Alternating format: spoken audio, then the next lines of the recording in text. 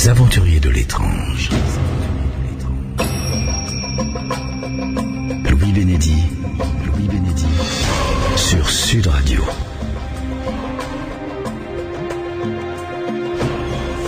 Bonsoir et bienvenue dans Les Aventuriers de l'étrange sur Sud Radio. Cette émission est entièrement consacrée à des cas de maisons hantées ou à des phénomènes de poltergeist, ou plus précisément d'esprits frappeurs. Nous allons étudier ce soir 2 cas. Dans le second cas, un instrument de musique s'est mis à jouer tout seul, des bruits se sont fait entendre dans la maison et enfin une apparition s'est manifestée à la maîtresse de maison. Tout cela s'est déroulé il y a quelques années, 12 ans à peu près, dans la région bordelaise, et Valérie, la maîtresse de maison, sera tout à l'heure en direct avec nous. Le premier cas, lui, nous entraîne en Midi-Pyrénées, chez Michel et son mari, avec des objets qui se déplacent tout seuls, une horloge qui s'est mise à fonctionner à l'envers comme si elle voulait remonter le temps. Et dans ce premier cas, nous sommes allés enquêter sur place. Nous commencerons donc par un reportage avant de retrouver Michel en direct avec nos spécialistes. Spécialistes que vous connaissez bien maintenant. Ils me rejoignent pour la première fois à l'entrée de cette 3e saison.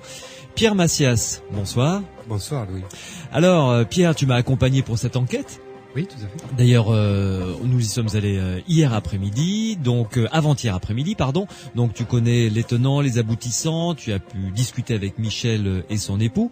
Et tout à l'heure, je compte sur toi pour me donner tes conclusions, si on peut en tirer des conclusions. Conclusion, c'est peut-être un grand mot, mais on essaiera d'analyser ça avec Renaud. Bien.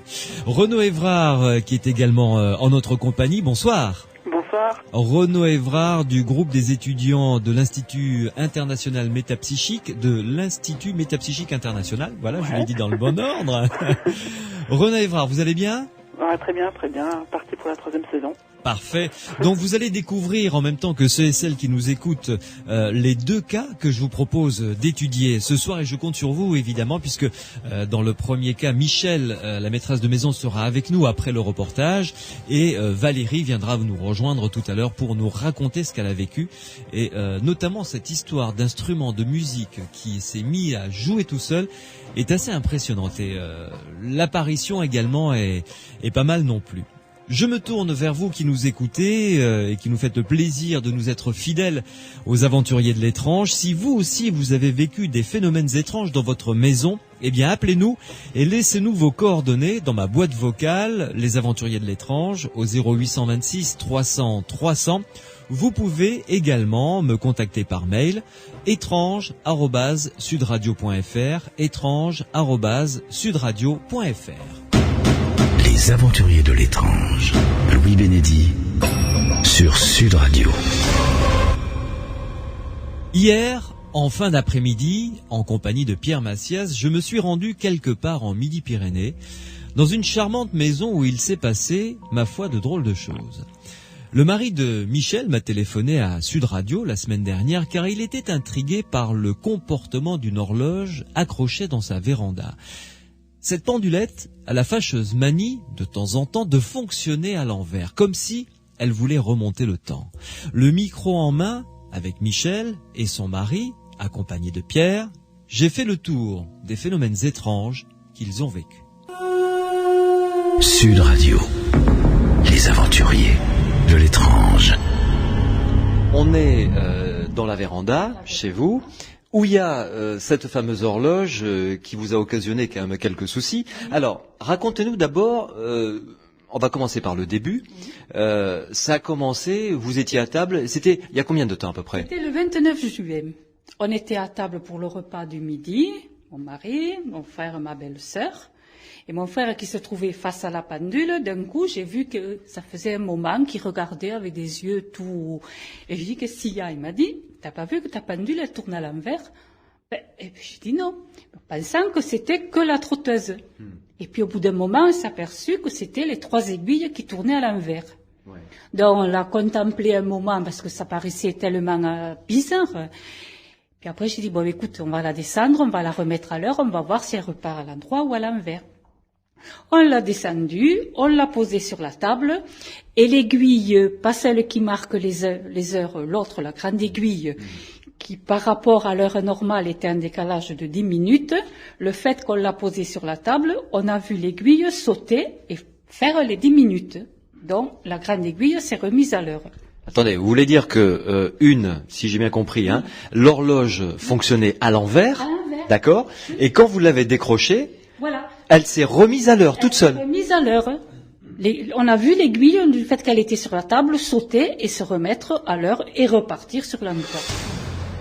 Et à partir de ce moment-là, l'horloge s'est remise à fonctionner normalement, on va dire. Mais normalement, je peux vous dire que tous les jours, quand je venais ouvrir ou autre, mes premières choses, c'était la pendule, très bien. Jusqu'à, il y a 3 semaines, j'étais dans la cuisine et on buvait le café avec une voisine. Puis je vous dis, on a entendu un bruit. Elle me dit, vous avez quelque chose qui s'est cassé. Bon, on a regardé la penderie, parce que des fois, la barre, elle tombe quand il y a trop de linge ou autre. On a regardé partout, rien. Un bruit fort qui ressemblait à quoi? Un bruit. Après, bon, j'ai compris que c'était la pendule, parce que il y a quand même du verre, il y a quand même toutes les graines à l'intérieur. Puis c'est tombé sur le carrelage, le verre face au carrelage. Et quand on est arrivé ici, j'ai dit, ne cherchez pas, c'est la pendule. Et c'est là qu'elle me dit, vous allez pouvoir ramasser les haricots et tout ça. Donc je l'ai tourné. Mais j'ai dit, non, mais ma pauvre, on ramassera rien parce que le verre, il est même pas cassé. Et j'ai dit, ça doit être ou la pointe ou la ficelle qui ont lâché. Donc, je regarde, et bien, la pointe était à sa place, la ficelle était intacte. Et bien, j'ai dit un courant d'air, même pas, parce que tout était fermé. Et puis, pour aller se retrouver là, quand même, elle serait tombée là ou un peu plus en retrait, j'aurais compris, mais là, à côté de la plante. Alors, pour qu'on comprenne bien, que ceux et celles qui nous écoutent comprennent bien, l'horloge est accrochée au mur, on va dire à quoi, 2,50 m de haut à peu près, hauteur de plafond, normal, 2,40 m on va dire. L'endroit où elle est tombée, l'horloge, en diagonale doit être à peu près 3-4 mètres. Grosso modo, ce qui veut dire que si jamais, pour que l'horloge, si on la décroche comme ça là, pour que l'horloge se propulse là-bas, il faut qu'elle ait été balancée, jetée, quoi. Il faut que quelqu'un la jette ou qu'on la lance carrément, parce qu'elle va tomber toute seule, elle va tomber là où elle est. Oui, en bas, quoi. Oui, tout à fait. Voilà, oui. Alors que là, elle s'est trouvée vraiment déportée et qu'il n'y avait pas de vent et que tout était fermé. C'est ça. Et qui plus est, elle s'est retrouvée avec la vitre donc contre le sol, c'est-à-dire que c'est la vitre qui a tapé en premier contre le sol. Elle a fait une chute quand même de 3-4 mètres. Voilà. Et il y avait juste, mais non, vous le verrez, il y avait juste la pile qui était un peu, même pas sortie. Au lieu d'être carrément droite, elle était un peu. J'ai fait que rappuyer et j'ai dit bon elle remarche et elle a remarché depuis. Ouais. Elle a remarché à l'heure et tout nickel. Jusqu'à mardi dernier. Alors, avant de parler du prochain cas, cette chute de pendule, il était quelle heure à peu près? C'était le matin, c'était à midi? Midi, on buvait le café, ça devait être 4 heures par là, 3h30, 4 heures. Qui est-ce qu'il y avait dans la maison présent? Et moi et ma voisine qui viennent de temps en temps boire le café, voilà. Donc on était à la cuisine toutes les deux. Oui. C'est tout, personne d'autre? Non, on n'était que toutes les deux, et je vous dis, bien loin de penser que c'était encore la pendule qui faisait des siennes, c'est sûr. Hein. Ouais. Non, il n'y avait personne. Les aventuriers de l'étrange, 22h minuit, sur Sud Radio. Alors, deuxième fait, troisième histoire avec encore cette pendule. Oui, j'étais en train de faire les vitres ici, à la véranda, l'après-midi. J'étais allée à la cuisine me chercher un chiffon, puis je regardais l'heure à peu près j'ai dit quand même arrêter pour préparer le repas du soir. C'était 5h10, là. Puis je reviens ici, je continue mes vitres, puis je regarde la pendule, là. C'était 4 heures, pas tout à fait 4 heures. Hein. Oh, j'ai dit, il y a un problème, la pendule, là, elle est arrêtée pour moi. J'ai dit, j'ai mal vu tout à l'heure à la cuisine, j'ai pas vu l'heure exacte. Je reviens à la cuisine. C'était 6h au moins 10 alors. Ouais. Je reviens ici, où là, j'ai dit, non, ça y est, elle repart à l'envers. C'est pour ça qu'elle était en décalage avec celle de la cuisine. Mais je dis là, je ne la touche pas, elle est repartie à l'envers, tu vas la laisser comme ça. Et donc, elle a tourné à l'envers, et bien jusqu'à samedi matin, quand je suis venue ouvrir ici, que j'ai vu, je la regarde, parce que chaque fois quand je viens à la véranda, je jette un œil. Et puis j'ai remarché à l'endroit. Parce que moi, quand je me suis levée, c'était 7 heures et des poussières. Et ici, c'était 6 heures moins 20 ou un truc comme ça. Et je regarde et je dis non, elle est repartie à l'endroit. Alors là, j'ai dit, bon, ben, je la touche pas. On va la laisser comme ça. Elle a tourné donc à l'envers du mardi jusqu'au samedi matin. Et là, je l'ai même pas touchée. J'ai dit, non, je la touche plus. Là, maintenant, disons que sur le moment, ça m'a angoissée. Parce que je dis, ça veut dire quoi? Pourquoi c'est cette pendule? Pourquoi c'est dans cette pièce? C'est vrai que je me pose des questions, sans être, je sais pas comment vous expliquer, mais bon, j'ai dit, il y a quand même une raison à ça. C'est pas pour rien qu'un coup à l'endroit, un coup à l'envers, je sais pas. Cette pendule, est-ce qu'elle a une histoire? Est-ce qu'elle a été offerte par quelqu'un par un être cher? L'an dernier, quand on a fini les travaux, au mois de mai, voilà, on l'avait mise à la cuisine. Après, on est allé à la mer un jour à Saint-Pierre et j'ai dit j'aimerais bien trouver une pendule avec des trucs de la mer et tout ça. Donc, on a acheté la pendule qu'on a actuellement à la cuisine et j'ai dit celle-là, j'ai dit qu'est-ce qu'on va pas la jeter, elle est neuve. Et j'ai dit on va la mettre à la véranda vu que quand on est là, on n'a jamais d'heure. Donc, on l'a mise là. Donc, la pendule, elle a... Mais bon, on n'a jamais eu de soucis, on n'a jamais eu de dire autre chose avant ça. Avant le mois de juin. Ouais. Et alors donc, les premiers phénomènes bizarres avec cette horloge sont arrivés il y a 2 mois, c'est ça, vous m'avez dit, le 29 juin. Et est-ce que dans le mois de juin, je me rappelle, j'en ai parlé avec votre mari quand il m'a appelé pour qu'on vienne voir un petit peu ce qui se passe, est-ce qu'il y a quelque chose qui s'est passé, une contrariété, un événement particulier qui sort de la vie ordinaire, je sais pas? Il y a eu le décès de Fafa, mais ça a été après, le décès d'une ancienne collègue de travail qui avait le cancer. Et donc, on l'a enterré, c'était au mois de juillet. Mais bon, j'ai pas du tout fait Bon, là, j'ai un papy que j'estimais beaucoup. Son épouse est décédée l'an dernier. Pendant 3 semaines, là, j'allais le voir pratiquement tous les jours à Rangueil parce qu'il était en réanimation. Il est mort vendredi matin. J'ai dit, est-ce que ça a un rapport? Je sais pas, j'essaie de comprendre s'il y a eu, mais bon, ça ne me donne pas d'explication, quoi. C'est. Pour vous trouvez pas comme ça de faits particuliers qui puissent se rattacher à ça? Vous l'analysez comment, vous, ça? Honnêtement, je sais pas. Bon, la première fois, c'est vrai qu'on a été tous surpris, et encore, j'étais contente qu'il y ait mon frère et ma belle-sœur, parce que j'ai dit, à qui je vais parler de ça? On va me dire, c'est pas possible. Donc, ils étaient là, ils l'ont constaté. La voisine était là quand on a trouvé la pendule est tombée aussi. Bon, là, je lui ai montré quand elle remarchait à l'envers. On a des amis qui sont venus. J'ai dit, vous avez jamais vu quelque chose? Ils ont vu, pareil, la pendule qui marchait à l'envers. Mais bon, pouvoir penser à quelque chose et dire c'est peut-être non, parce que, je sais pas, ça me surprend tellement que je vois pas qu'est-ce que ça pourrait vouloir dire. Est-ce que ça a une signification? Est-ce que c'est avertir de quelque chose? Mais bon, je sais pas. Est-ce que vous avez vécu, je sais pas moi, des rêves prémonitoires? Est-ce qu'il vous est arrivé d'avoir de vivre des phénomènes un petit peu... Pas de deviner, mais je sais pas comment dire, des choses qui vont se passer ou autres. Je dis, mais je le savais, ou je m'en doutais, souvent je lui dis, mais ça, mais je te l'avais dit, des fois. Il me dit, tu m'as pas écouté, tu vois, Mais après, bon, mais ça s'arrête là, hein. Je peux pas dire que je vais deviner ou que je vais dire, non, c'est des fois oui, voilà, comme vous dites, des prémonitions. Ouais. Une sensibilité accrue, quoi, je veux dire. Voilà, ressentir certaines choses, oui. Oui. Mais bon, ça s'arrête là, quoi. Je veux dire, je peux pas dire que, non. C'est juste ça, des choses qui me viennent des fois, bon, peut-être aussi, ça tombe parce que ça devait être comme ça aussi, hein. Je dis pas que ce que je dis, il faut le prendre pour argent comptant, mais c'est vrai que souvent, il y a des choses que, en avance, je les vois venir. Les aventuriers de l'étrange. Louis Bénédy sur Sud Radio. Est-ce qu'il s'est passé d'autres choses dans votre maison depuis que cette horloge s'est mise à fonctionner de manière un peu particulière. À part des bruits particuliers, notamment un samedi soir, on avait un couple d'amis pour dîner le soir. Et bon, ça devait être 11 heures. Bon, on avait laissé les vitres quand même comme elles sont actuellement.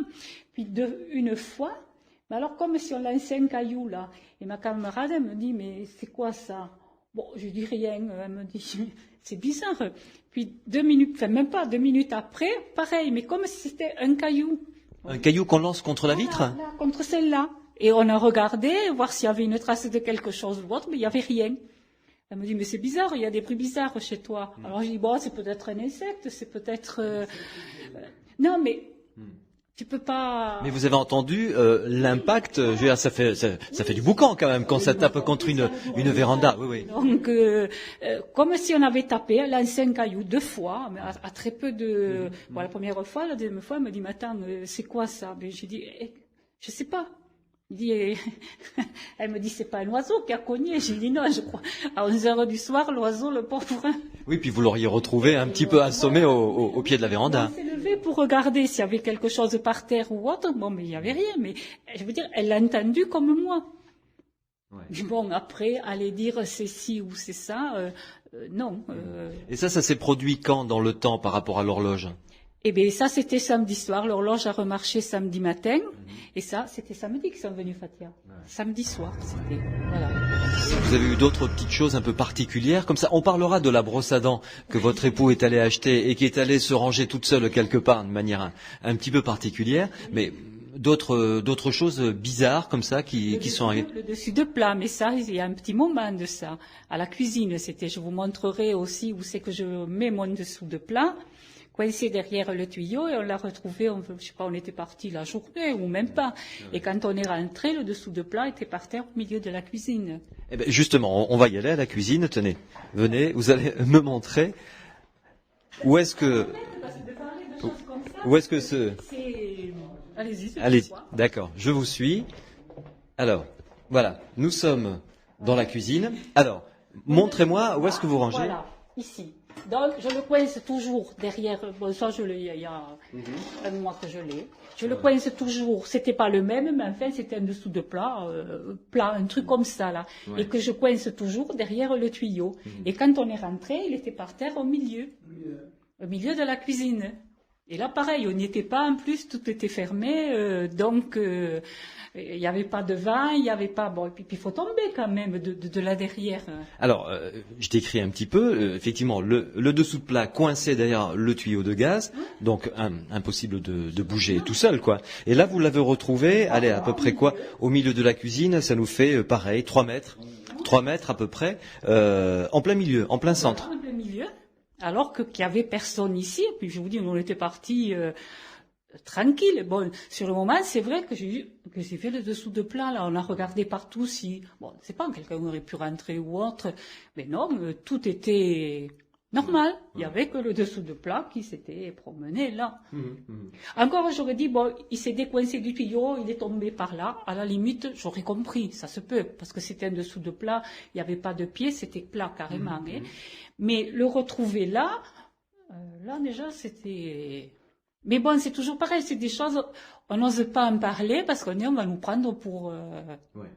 Voilà, donc c'est des petits trucs qui se passent et que, bon, on met ça sur le compte qu'on ne sait pas, c'est tout, et qu'on ne veut pas en parler parce qu'il y a toujours... Alors, là, il y a eu cette histoire de dessous de plat, et il y a eu après, alors cette histoire de brosse à dents. Et là, c'est votre époux qui est allé acheter une brosse à dents. J'ai acheté deux dentifrices et une brosse à dents. Je l'ai mis là, on range les courses, je prends mes brosses à dents, ma brosse à dents, mes dentifrices, et je monte dans la salle de bain. Allez, on va aller... On va suivre. Oui, allez-y. Donc là, on est dans la salle de bain. La brosse à dents, oui. Le dentifrice et ma brosse à dents que j'ai toujours là. Donc j'ai mis mes dentifrices là. Et je ne trouve pas la brosse à dents. Et pourtant, vous l'avez bien rangée à côté.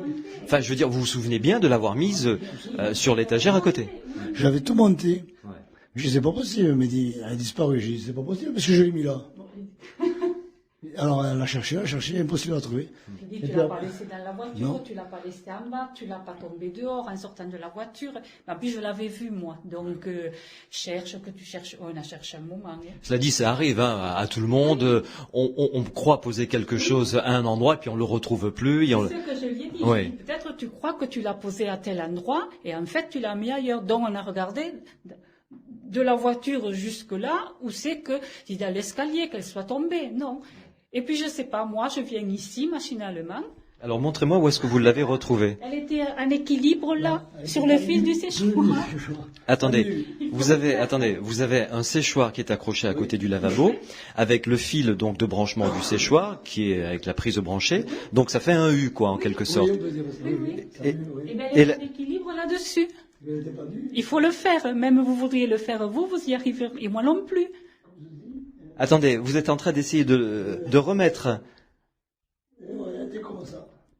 La brosse à dents était en équilibre sur le fil. Oui. Pierre, va jeter un coup d'œil.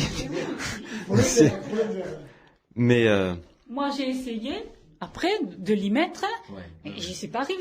Elle t'aime pas. Mais vous l'avez fait exprès de cacher la brosse à dents là. Là, maintenant, absolument, oui. Sur le moment, c'est pas possible. Mais là, maintenant, vous voyez, j'ai réussi à la faire tenir. Ouais. Alors, on était là, au pire, j'ai tout posé là, il l'a ramené ici. Mais la brosse à dents, je ne peux pas, ce n'est pas possible. Non, effectivement, ouais. C'est pour ça aussi, vous allez le dire à qui? On va vous dire, mais elle nous raconte des salades, ou c'est impossible. Même moi, je dis, c'est pas possible. Même moi, j'ai essayé, la brosse, elle tient pas. Et là, sans savoir ni pourquoi ni comment, elle tenait bien, hein. J'ai dit, tu devineras jamais. J'ai dit, ça y est, je l'ai trouvée. Il m'a dit où elle était. J'ai dit, viens me voir, tu le devineras jamais. Et ça s'est produit quand par rapport au phénomène de l'horloge? Après le premier chose de la pendule. Voilà, oui. Puisqu'après, il y a eu la pendule qui est tombée. Et après, la pendule, qui est repartie. Quand bien même, je remets la brosse à dents là. Je l'aurais poussée. C'est pas possible qu'elle se tienne en équilibre. Moi, on peut essayer de faire l'expérience, mais on n'arriverait pas. Je vous pense que vous voulez. Sud Radio. Les aventuriers de l'étrange. Est-ce que vous avez envisagé la possibilité que ce soit une série de coïncidences? Coïncidences bizarres, d'accord, mais des coïncidences. La brosse à dents tombe, et là, bon, un coup de bol fabuleux, elle s'accroche en équilibre par la brossette sur le fil. Bon, que l'horloge se mette à fonctionner à l'envers. Vous savez quoi? La voisine, elle me dit, mais peut-être avec... Je ris, mais je ne devrais pas rire. Elle me dit, avec tous les légumes, enfin les légumes secs que vous avez dans la pendule, il y a peut-être des vers et de temps en temps... Non, il y a peu de chance. Ça, en revanche, non. Ça, c'est une hypothèse qui tient pas, ça. Non, mais c'est pour dire, on essaie de se convaincre, de dire, bon, ça peut être ci, ça peut être ça. Mais 2 fois, la première fois, bon, on a été perplexe, mais bon, comme après, elle a remarché, je vous dis, depuis le 29 juin, quand même, comme il faut. J'ai dit, si c'est la pile, bon, elle va s'arrêter carrément. Mais non, elle s'arrête pas, mais bon, elle tourne à l'envers et puis elle se remet à l'endroit sans... Donc là, j'ai dit, on la touche pas. Hein. Elle est à l'envers, on va voir maintenant s'il le faut, elle tournera toujours à l'envers. Je peux vous dire ce que j'ai fait quand j'ai vu qu'elle va tourner à l'endroit. J'ai dit, mais là, il y a un problème. En ce qui concerne les affaires dans la maison, dans votre cuisine, par exemple, oui. Est-ce que vous avez constaté des fois, je sais pas moi, des couverts qui changeaient de place, non. Ça jamais? Non. Au niveau de ça, non. Il n'y a jamais eu de choses vraiment particulières. Enfin, le reste, c'est particulier, mais enfin, de choses qui vraiment dire... Ah mais ça, c'est vrai, c'était là, maintenant c'est là. D'accord, là non. Les aventuriers de l'étrange. Louis Bénédy sur Sud Radio.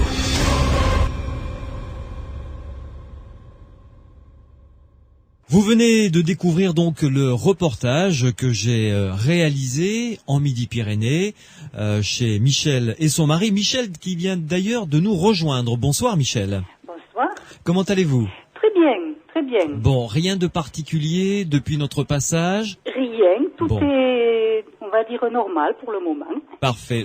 L'horloge fonctionne normalement? Voilà, elle tourne à l'endroit, elle tourne normalement. Bien. Je vous présente pas Pierre Massias puisque vous le connaissez, il est venu faire cette enquête chez vous en ma compagnie. Oui.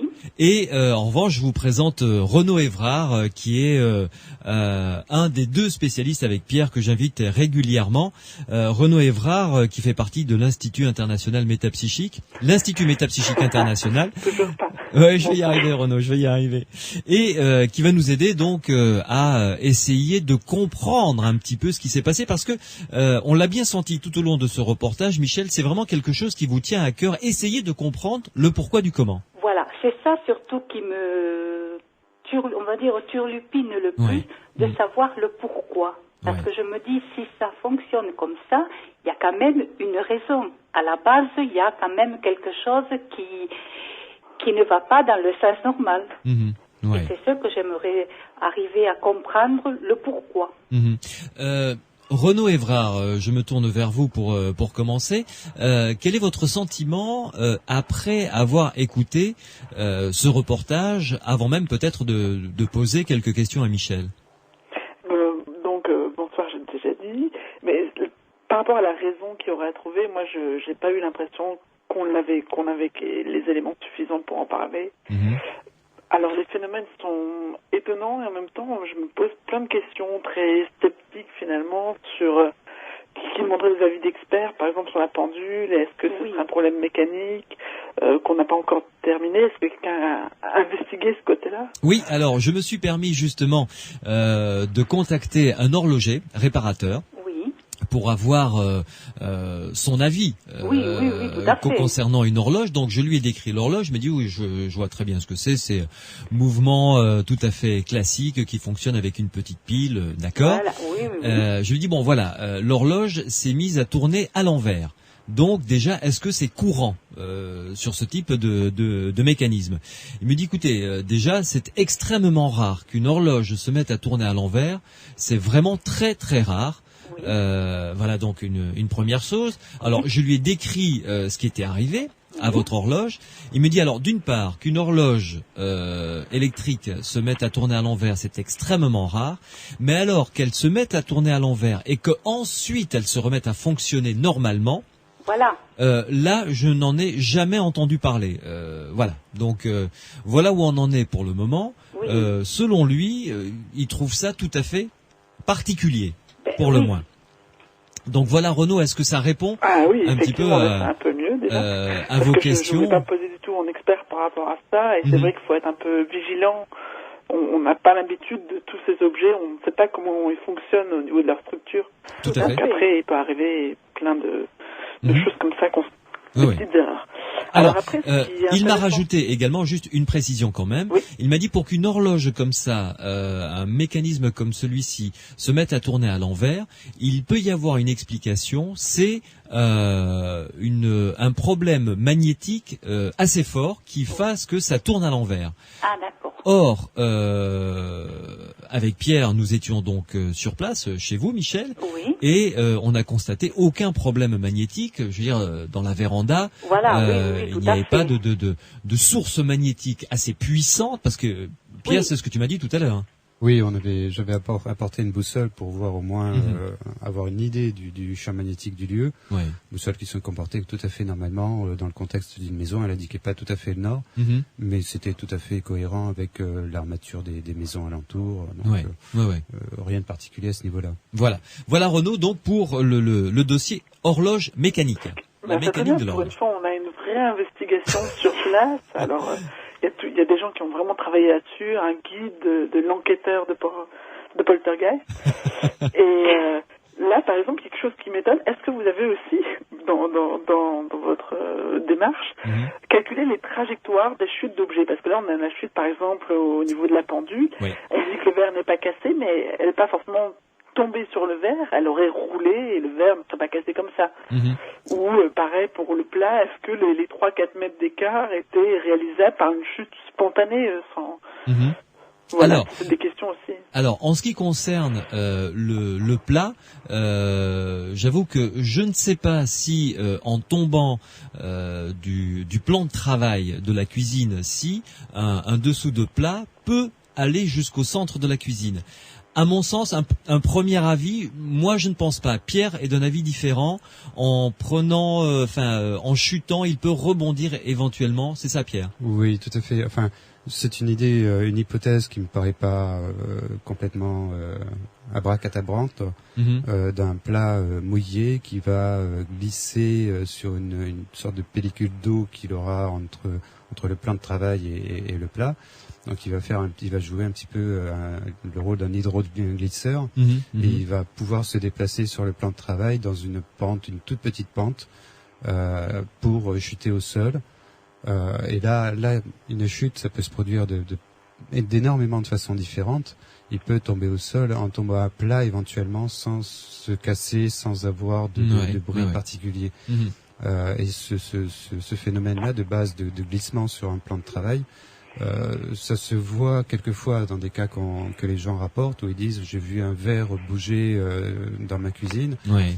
En fait, le verre bouge parce que dans certains cas, je dis, il était presque sur un coussin d'eau, quoi. Voilà, après avoir été lavé, il reste mouillé, il reste de l'eau sur le plan de travail et il va glisser facilement là-dessus. Ouais. En revanche, en ce qui concerne l'horloge, elle est tombée, je dirais, elle a eu une trajectoire littéralement diagonale. Ce qui n'est pas normal pour une chute d'horloge, une chute de n'importe quoi. En principe, la chute doit être verticale. Et là, elle est partie en diagonale, ce qui fait que par rapport à la base du pilier sur lequel elle est accrochée, elle est tombée à plat à peu près 3,30 m, 3,50 m du pilier. Il y a un autre élément en diagonale. Il y a un autre élément que je rajouterais, Louis, c'est la manière dont elle était accrochée au mur, sur un clou, un petit cordon, sur un clou. Ouais. Il fallait d'abord la décrocher du clou. Ouais. Ce qui n'était pas évident. C'est pas le clou elle tombe comme ça, elle est tenue et tout d'un coup elle est plus tenue comme si le clou il lâchait. Il faut la sortir du clou et qu'elle soit projetée quand même assez loin. Ouais. Donc là voilà, pour en ce qui concerne la chute de l'horloge, franchement il n'y avait aucune raison pour qu'elle tombe, cette horloge. D'accord. Bon je crois que les auditeurs un peu sceptiques comme moi doivent un peu avancer dans leur argumentation. Et nous avions remarqué aussi sur place avec Louis et Michel que l'horloge qui est faite, qui a un contour, une armature en bois, n'était absolument pas abîmée. Ça c'est clair, que l'horloge n'avait rien de cassé, pas esquinté, pas décaillé, pas de rayures, et la vitre absolument intacte. Voilà. Et le clou, parce que je suis monté sur la chaise pour aller voir ce clou, le tester, et franchement, c'est du solide. Vraiment. Et le cordon qui tient l'horloge au clou est vraiment solide. D'accord. Alors, c'est vrai ce qui est intéressant au niveau psychologique ou les raisons qu'on a cherché à trouver là-dessus, au niveau des décès, au niveau d'une personne qui aurait déjà des capacités très alertes, c'est très très léger finalement ce qu'on a obtenu, quasiment rien, et c'est vrai que là on n'a pas de raison très expressive devant nous, mais pourtant on a déjà toute la structure des cas de poltergeist, qu'il y ait ou pas des phénomènes réels en particulier, il peut y avoir les deux en plus. Oui. C'est-à-dire que ça commence vraiment par une phase où là, le pendule va être l'élément déclencheur. Et c'est-à-dire que on ne sait pas, dans une phase d'inconnu, on ne sait pas si c'est normal ou un phénomène inconnu. Et vous allez d'ailleurs vers des hypothèses normales, même un peu farfelues au niveau de celle des vers, mais bon, pourquoi pas, il y en a beaucoup à discuter avant. Et quand le phénomène est authentifié, du côté plutôt phénomène inconnu, phénomène paranormal, là il va se déplacer. La pendule ne devient plus du tout l'objet des phénomènes, mais il va avoir plein de petites choses à côté, des apports, des choses qui changent de place, et des mouvements spontanés, télékinésie, et des bruits aussi, comme des bruits de cailloux qui cognent, des bruits mimétiques comme on dit. Et ça c'est très très courant dans la structure. Et ensuite la phase suivante, c'est un peu ce qu'on fait finalement, c'est vous en parler à des gens compétents, critiques qui font des investigations.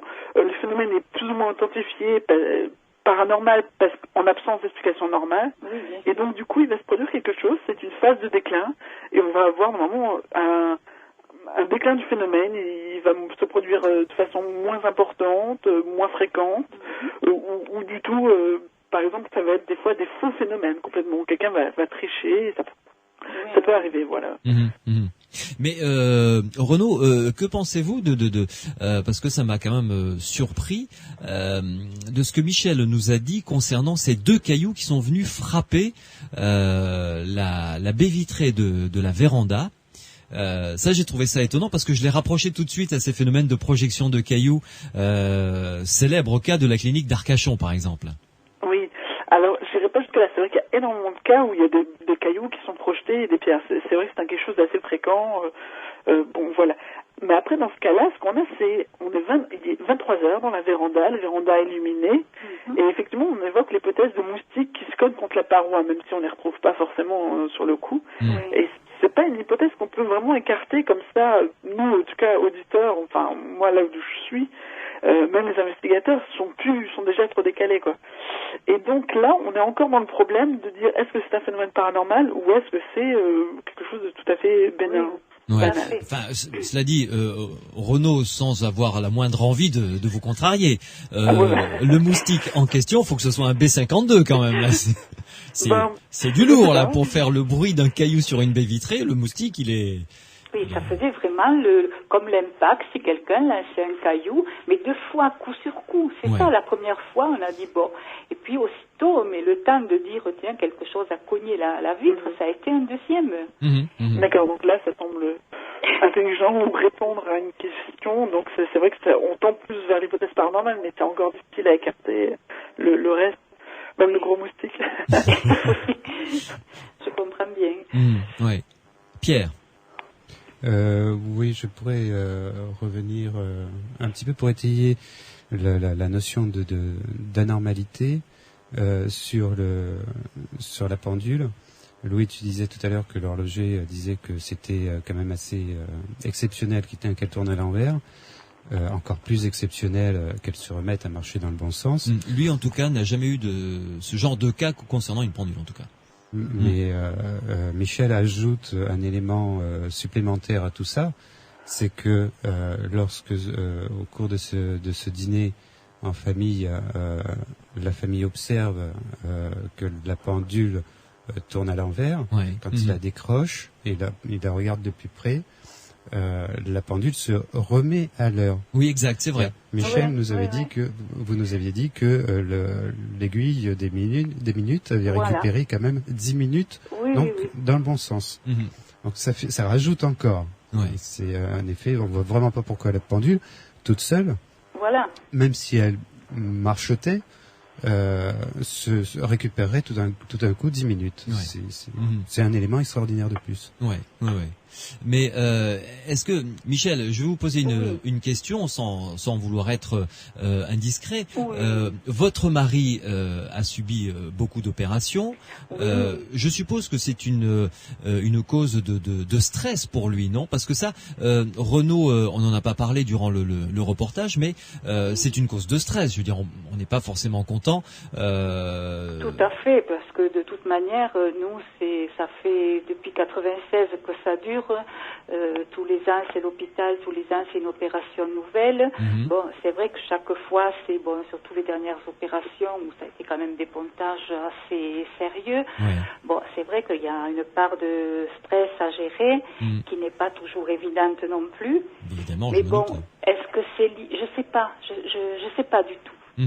Renaud, que pensez-vous de cet élément nouveau? C'est intéressant, c'est vrai qu'il y a, je pense, d'autres éléments comme ça nouveaux. Mais est-ce que la radio, toujours, est le bon endroit pour le développer, pour en faire quelque chose, quoi? Finalement, on se pose la question, comment je vis ça, émotionnellement, c'est très impliquant, très personnel. Tout à fait. Alors, quelles sont les choses qui compléteraient un peu ce témoignage, selon vous, Michel? Comment? Quelles sont les choses qui devraient encore être dites, qui ne sont pas forcément les phénomènes purs, mais le contexte? Oula, on a un petit problème. C'est assuré, Renaud. Je vais poser la question, si vous le voulez bien, à votre place. Michel, Renaud vous demandait quels sont les éléments que vous pourriez apporter pour essayer de comprendre un facteur de stress, un facteur de mal-être ou autre chose. au niveau stress, mal-être et tout ça, disons, malheureusement, je suis tellement habituée à ce que, bon, il y a tous ces problèmes de santé. Bon, au départ, c'est vrai, ça a été une charge pour moi, mais maintenant, bon, c'est devenu, bon, je sais que c'est comme ça et que, bon, il y a toujours quelque chose dans la maladie qui vient se rajouter. Donc, en fait, j'arrive quand même, bon, c'est dur à gérer, mais enfin, pour moi, c'est pas un problème, quelque chose qui va me prendre la tête de dire encore à l'hôpital et il faut que voilà. Disons que ça, j'arrive à le gérer relativement bien, quoi. Et puis c'est pas nouveau. Voilà, ça dure depuis 96. Donc, c'est pas quelque chose une maladie qui arrive d'un coup, qu'on a du mal, on s'y attendait pas. Bon, là, c'est des problèmes qui se renouvellent continuellement. Donc, c'est sûr que quand ça arrive, comme on dit, bon, il faut opérer ou autre, je le prends pas de gaieté de cœur. Mais enfin, émotionnellement, je vais vous dire, ce n'est plus quelque chose qui va m'angoisser. Bon, je me dis, bon, c'est comme ça, et puis bon, il faut faire face, et puis c'est tout, quoi. Michel, on s'accorde une petite pause et on se retrouve dans quelques instants pour, avec Pierre Massias et Renaud Évrard, continuer à essayer de comprendre ce qui s'est passé chez vous et qui n'a plus l'air de se passer d'ailleurs, hein, quand même. Jusque-là, ça va, hein. C'est le côté positif. C'est le côté positif. D'ailleurs, oui, tout à fait. C'est le problème avec Pierre Massias, c'est que à chaque fois qu'on va dans un lieu où il se passe des phénomènes paranormaux, on arrive, hop, il se passe plus rien. Lui, c'est comme Attila, il arrive, il n'y a plus rien derrière. Et justement, moi, j'étais contente quand mon mari vous appelait parce que j'étais retournée à l'envers. Et puis samedi matin, je me suis dit, mince, j'ai dit, tu peux rappeler, c'est pas la peine qu'ils viennent, elle repart à l'endroit. Mais bon, là, moi, je peux pas, c'est pas faute que chaque fois que je vais à la véranda, chaque fois, je regarde encore aujourd'hui. Ça, je comprends. Voir comment elle marche. Michel, une pause et on se retrouve à tout de suite. Je raccroche? Non, vous restez avec nous, surtout ne raccrochez pas. Ok. Après le reportage que vous avez entendu tout à l'heure dans Les Aventuriers de l'étrange sur Sud Radio, avec les deux spécialistes qui m'accompagnent, Pierre Massias et Renaud Évrard, et en compagnie de la maîtresse de maison, Michel, nous essayons de comprendre ce qui s'est passé. Michel, avant de céder la parole à Pierre Massias ou à Renaud Évrard, une question. Vous vous rappelez que j'ai personnellement remis à l'heure l'horloge. Oui, tout à fait. Alors, est-ce qu'elle tourne toujours bien et est-ce qu'elle donne la bonne heure? Elle tourne dans le bon sens et elle est à l'heure exacte. D'accord, donc elle n'a plus bougé depuis la dernière fois. Hein. Non, là elle est repartie dans le bon sens et puis bon, elle reste à l'heure normale. Oui. Alors, on a longuement parlé de ce problème d'horloge, du phénomène qui concerne l'horloge. Une question à Pierre et à Renaud. Qu'est-ce qui peut expliquer dans quelle catégorie de phénomène on doit classer le fait que l'horloge, accrochée solidement à un clou qui tient au mur, puisse se décrocher, aller se propulser à 2 mètres, 2 mètres 50 plus loin pour tomber à plat sans s'esquinter? Qu'est-ce qui fait que elle a pu se soulever, sortir de son clou et se projeter? Renaud, ça s'appelle comment? Alors, ça pourrait s'appeler une télékinésie. Il y a plusieurs éléments, comme vous avez dit. C'est le fait que ce soit très bien fixé. C'est le fait que la trajectoire soit anormale. Et c'est le fait que la réception de la chute n'abîme pas l'objet. Ça, c'est des éléments qui font penser que l'objet n'a pas suivi une trajectoire physique classique, mais une trajectoire qui implique justement une force inconnue. Oui. Question cette fois-ci à Pierre, et Michel est toujours là pour m'arrêter si jamais je dis une bêtise. Michel était dans la cuisine à côté de la véranda, en compagnie d'une autre personne qui était là, une voisine en l'occurrence, et personne d'autre dans la maison. Oui. Donc, est-ce que Michel ne serait pas, de manière tout à fait inconsciente, sans même elle qu'elle le sache, à l'origine de ça, puisqu'il n'y avait personne d'autre dans la maison? On est là effectivement dans des effets PK qu'on va retrouver dans PK psychokinèse, psychokinèse, c'est l'équivalent de ce que disait Renaud, qu'on va retrouver typiquement dans les phénomènes de poltergeist, même si on imagine le fait, quand on dit poltergeist, on imagine des choses de grande amplitude. vraiment de très grande amplitude. On imagine toujours une vieille histoire allemande où des coffres-forts se déplaçaient tout seuls. Mais oui, c'est pas mal. Mais un poltergeist, ça peut être une horloge qui se décroche, surtout quand c'est entouré par des phénomènes de bruit. Justement, quand Michel se trouvait dans sa cuisine, qu'elle entend du bruit dans la véranda, ou les bruits entendus contre les vitres qui ont fait penser à des cailloux. D'ailleurs, on ne sait pas si c'était des cailloux. On a entendu des bruits. Voilà. Voilà. Donc ça rentre dans un ensemble de phénomènes, donc de psychokinèse, propre au poltergeist. Maintenant, on peut se demander si tous ces phénomènes ont la même importance pour les gens qui vivent ces phénomènes, c'est-à-dire Michel et son époux. Est-ce que c'est Michel qui les produit? Il faudrait d'abord trouver la raison de la production de ces phénomènes. Et pour là, il faut rentrer, comme disait Renaud, dans des éléments de la vie des gens qui ne passeront pas dans une discussion comme ça radiophonique. Personnellement, bien que Michel disait tout à l'heure qu'elle s'habituait à la notion de maladie, à la notion d'opération, j'ai personnellement senti quand même un environnement assez stressant, assez lourd, même s'il est vécu en apparence par Michel, en tout cas de manière courageuse, et même son époux de manière habituelle, je vais dire.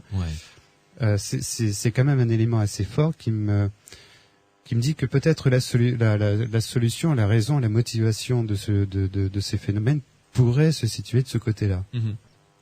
C'est-à-dire que, alors, on pourrait se situer de par là, on pourrait se demander pourquoi c'est pas venu plus tôt, à un moment où justement on n'avait pas encore pris entre guillemets l'habitude. Pourquoi c'est venu si tard? Personnellement, j'envisagerais le phénomène de la pendule comme l'élément central, qui serait un petit peu une soupape de sécurité. À un moment, que ce soit conscient ou pas conscient, la pression augmente et à un moment, il faut lâcher la pression. Pouf, et on a là, ça un se phénomène traduit ponctuel. Par ça. Voilà, ça pourrait se traduire par ça. Et ensuite, pour étoffer le phénomène de base, pour détourner l'attention pratiquement, on peut rajouter des notions de phénomènes plus ponctuels, beaucoup moins les cailloux sur la véranda, la brosse à dents. Voilà, du genre brosse à dents, cailloux et bruit entendu à partir de la cuisine. Ça permettrait d'extérioriser le problème. La notion peut-être aussi d'horloge qui remonte le temps a sans doute son importance. Pour aller dans le sens de Pierre, c'est vrai que quand on dit qu'on a l'habitude d'une situation aussi stressante que la possibilité de devenir veuve, cette habitude implique aussi parfois un non-dit. On ne va plus parler de ces aspects angoissants avec lesquels on discutait avant, on faisait face. Là, on les a mis dans une couche censée être protégée. Et comme Pierre parle de soupape de sécurité, c'est vrai que là, ça pourrait peut-être justement être un début d'explication. Et ce qui est aussi au niveau de l'horloge, c'est vrai qu'on a parlé du temps qui remonte, qui va dans le mauvais sens, qui s'arrête.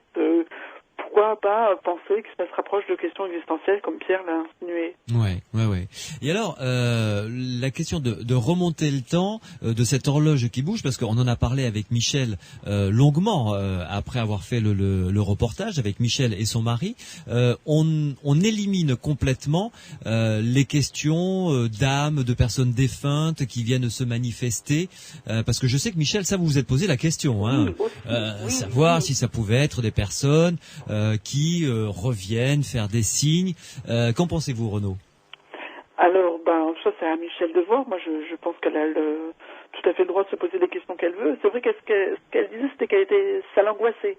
Elle commençait à poser des questions que n'importe qui dans cette situation essaierait de se poser, mais en même temps, elle fait appel à des à des autres personnes, enfin grâce à son mari, à des gens qui avaient une approche rationnelle, sérieuse, scientifique.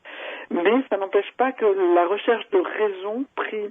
Et là, on est, de ce qu'on entend, un peu dans un blanc, quoi, un poltergeist blanc, où on a très peu de signification, nous, à l'extérieur. Même vous qui les avez rencontrés, vous avez déjà un peu plus d'éléments. Mais on peut chercher dans toutes les directions, et il y a peut-être justement des choses comme ça dans les relations avec les personnes qu'on a perdues qui pourraient jouer. Ouais. Pierre? Oui, comme Renaud le dit, on a une approche différente de l'histoire, dans la mesure où Renaud n'était pas sur place avec nous. Bien qu'il y ait eu des décès autour de Michel, personnellement, je les voyais pas comme significatifs.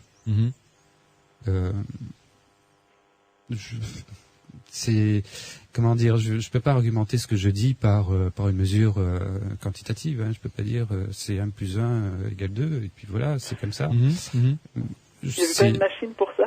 Malheureusement, on l'a pas encore inventé. On va pas tarder, mais c'est pas encore au point.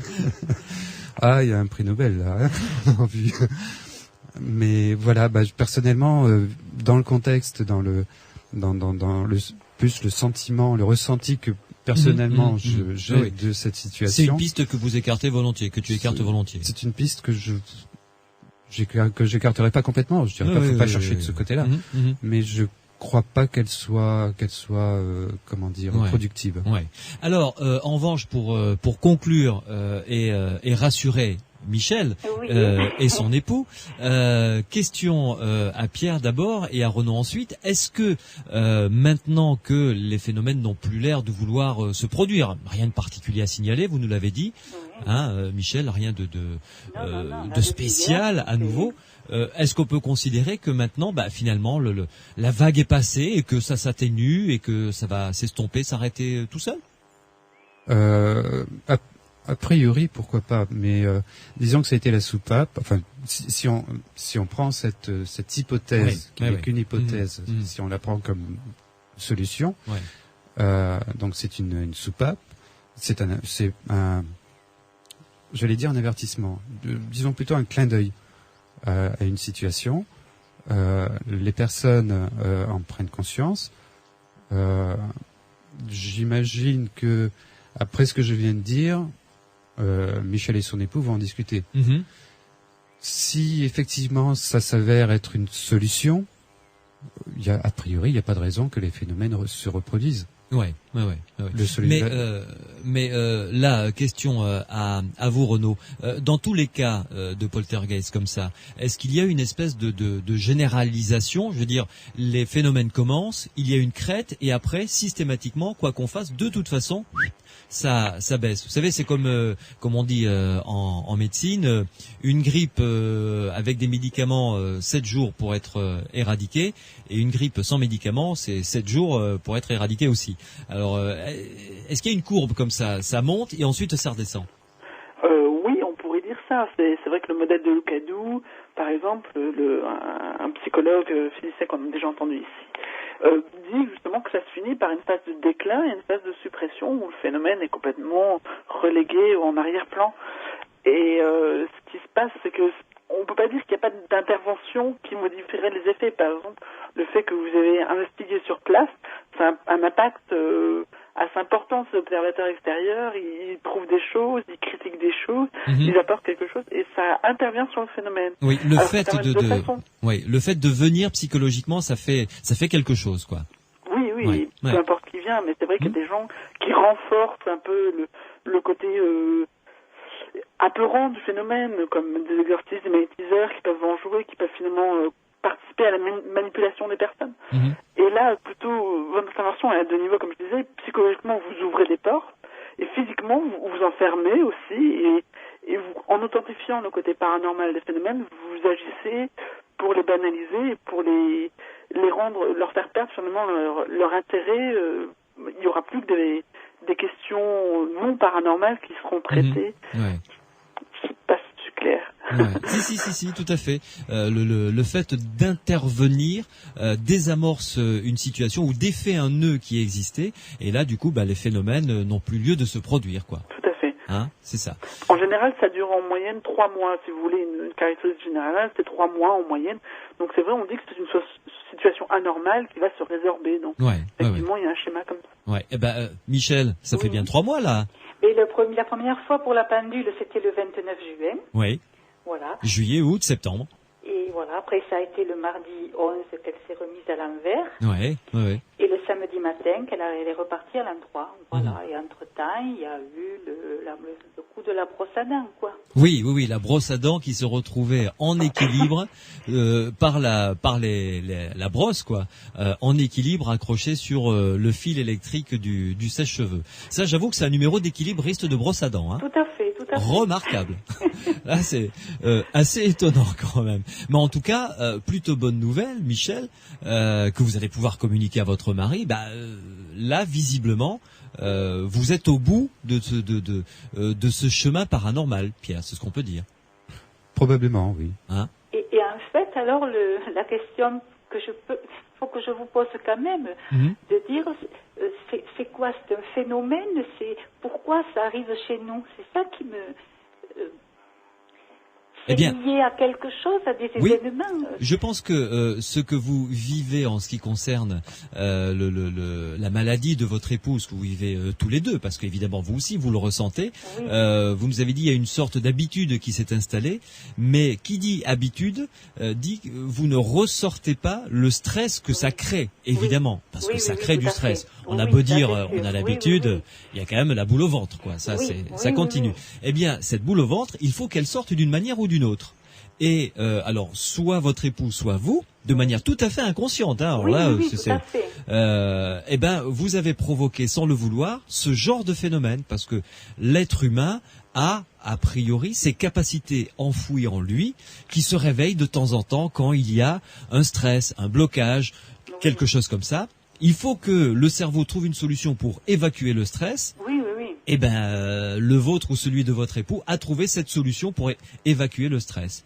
Et maintenant que vous le savez, du coup, ça va se détendre tout seul. Oui, j'espère. J'espère bien, hein. C'est quasiment sûr. Ça, c'est une bonne nouvelle. Écoutez. Disons, ça me rassure. Tout à fait. Mais de toute façon, votre époux a mon numéro de téléphone. Oui, tout à fait. Celui de Pierre. Oui. Donc, quoi qu'il arrive, vous nous appelez. D'accord. Mais franchement, je pense que le prochain appel, ce sera plutôt pour nous inviter à boire l'apéro que pour nous dire qu'il se passera quelque chose. Avec grand plaisir, vous le savez, on vous l'a dit hier et ça sera avec grand plaisir. Hein. Écoutez, on retient l'invitation en tout cas. Sans problème. Merci beaucoup Michel. C'est moi qui vous remercie beaucoup à tous. Écoutez, c'est avec grand plaisir. Et puis à très bientôt, j'espère. C'est très gentil, je vous remercie beaucoup. Au revoir. Au revoir. Dans quelques instants, nous allons découvrir un autre témoignage. Cette fois-ci, nous allons quitter la région Midi-Pyrénées pour partir de l'autre côté, du côté atlantique, dans la région bordelaise, retrouver Valérie qui va nous faire part des phénomènes tout à fait étonnants qu'elle a vécu il y a à peu près une douzaine d'années dans la région bordelaise, dans une maison pour le moins étrange. J'en profite pour vous signaler que si vous avez vécu vous aussi des phénomènes étranges dans votre maison, appelez-nous et laissez-moi vos coordonnées dans ma boîte vocale, celle des aventuriers de l'étrange. Vous appelez au 0826 300 300, là maintenant, 0826 300 300. Vous arrivez sur notre boîte vocale, vous me laissez vos coordonnées, un résumé de ce que vous avez vécu, et ensuite, bien entendu, un membre de mon équipe va vous rappeler. Vous pouvez également me contacter par mail, étrange@sudradio.fr, étrange@sudradio.fr. À tout de suite. Après le premier cas investigué et le reportage que vous avez entendu concernant ces phénomènes de poltergeist qui se sont produits dans une maison quelque part en Midi-Pyrénées, nous allons maintenant, comme je vous l'ai dit, dans la région bordelaise, tout à fait de l'autre côté de la région de Sud Radio, dans les aventuriers de l'étrange. J'ai le plaisir d'accueillir Valérie. Bonsoir Valérie. Bonsoir. Alors, je suis en compagnie de Pierre Macias et de Renaud Évrard. Et nous allons donc tous les trois écouter attentivement votre témoignage et ensuite essayer peut-être d'apporter des réponses à vos questions. Alors, on va commencer par le début, tout simplement. Ma chère Valérie, les premiers phénomènes se sont manifestés donc dans la maison que vous habitiez à cette époque-là. Ça remonte à il y a une douzaine d'années à peu près, hein? Non, les premiers phénomènes, c'était bien avant, ouais. Mais c'était, je ne savais pas très bien si c'était vraiment des phénomènes ou c'était dans ma tête, parce que j'avais depuis pas mal de temps, c'était une très très vieille maison, ouais. Et l'impression d'une présence assez souvent, mais sans qu'il y ait ni de un caractère bruyant, ni quoi que ce soit ouais. De concret. Quelque chose que vous ressentiez comme étant dérangeant, agressif, plutôt bienveillant, comment vous l'analyseriez comme ça? Plutôt agréable, disons. Je n'en avais pas oui. Peur, je le craignais pas. Ça faisait partie de ma vie, disons. D'accord, oui, c'était d'accord, très bien. Et c'est ensuite où petit à petit, il y a eu des signes beaucoup plus forts, c'est-à-dire à partir du moment où je n'ai habité la maison que les week-ends et les vacances scolaires, ouais. Chaque fois, ou pas chaque fois, mais enfin très souvent, lorsqu'on arrivait pour le week-end, le premier soir, il y avait une manifestation.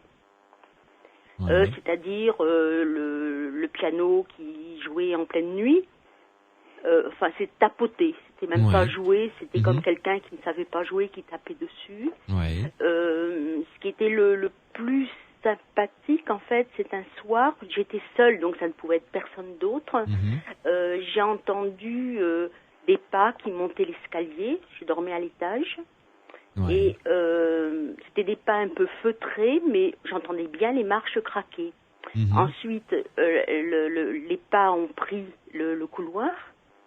Et j'ai vraiment senti, la porte de ma chambre était fermée, mais j'ai vraiment senti comme quelqu'un qui rentrait dans la chambre, une présence qui était là très significative, mais qui, là encore, était plutôt sympathique, puisque, à la limite, j'avais envie de lui dire, assieds-toi un petit peu, on va discuter, quoi. Vous voyez, c'était quelque chose de... Je ne voyais rien, mais je sentais une présence. Je n'entendais rien, mais je sentais la présence. Oui. Je vous trouve bien courageuse parce que moi, seule dans une vieille maison, en attendant des pas grimper l'escalier et arriver jusqu'au pas de la porte de ma chambre, j'avoue que j'aurais peut-être pas été aussi rassurée que vous quand même. Parce que justement, ça n'avait rien d'effrayant. Ça doit être... si je n'ai pas eu peur, c'est parce qu'il n'y avait rien qui pouvait me causer la peur. Puis parce que c'est vrai aussi que je ne suis pas peureuse, mais ouais. Je suis pas non plus intrépide. Et si ça avait été une personne, je ne sais pas ce que j'aurais fait, quoi. Ouais. Alors, avant d'aller plus loin, plantons peut-être de manière un petit peu plus précise le décor, ma chère Valérie. Donc, vieille maison. Mur épais, grosse maison ou oui, plutôt en étage.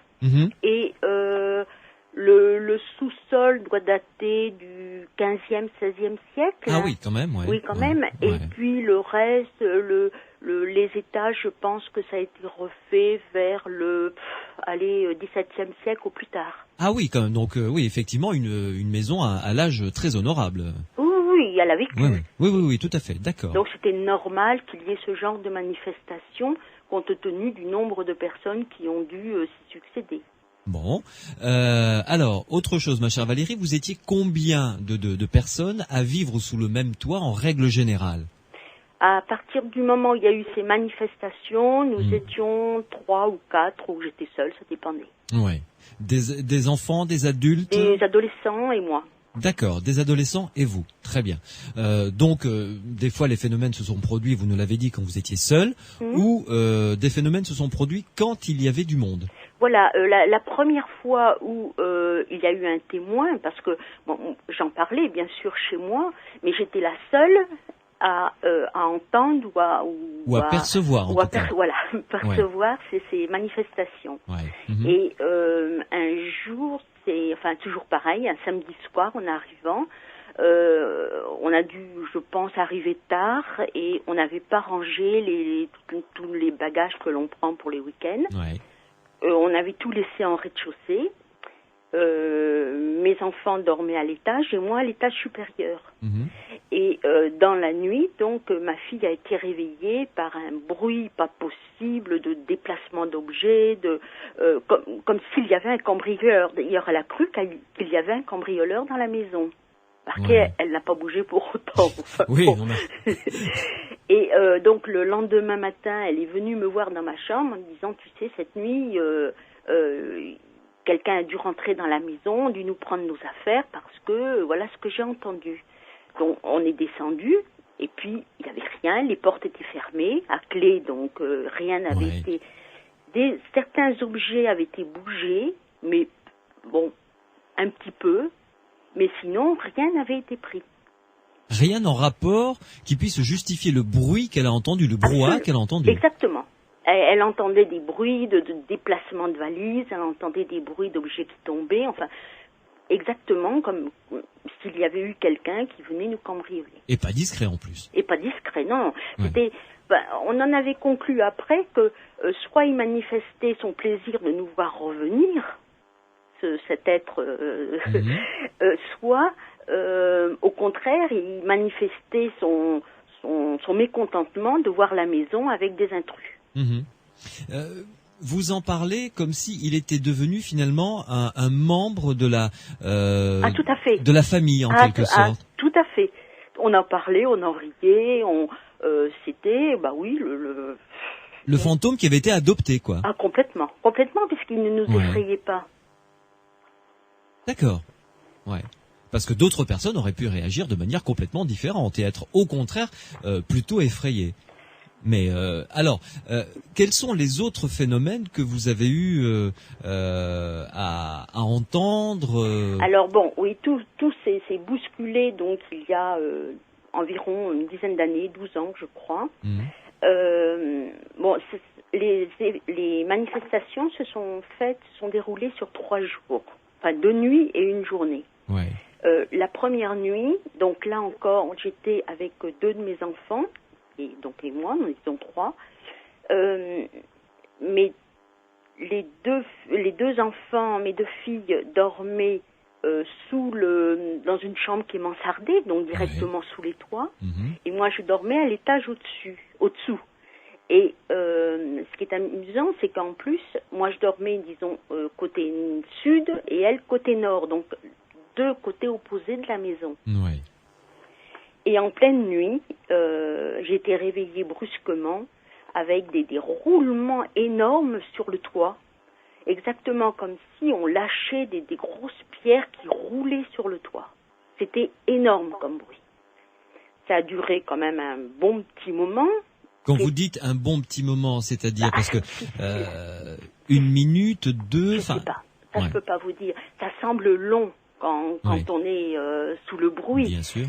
Mais ce qui était curieux par contre, c'est que le roulement des pierres, entre guillemets, était disproportionné avec la pente du toit et surtout la largeur du toit. On avait l'impression que c'était un toit qui faisait 10 mètres de pente, alors que ce n'est pas le cas. Ouais.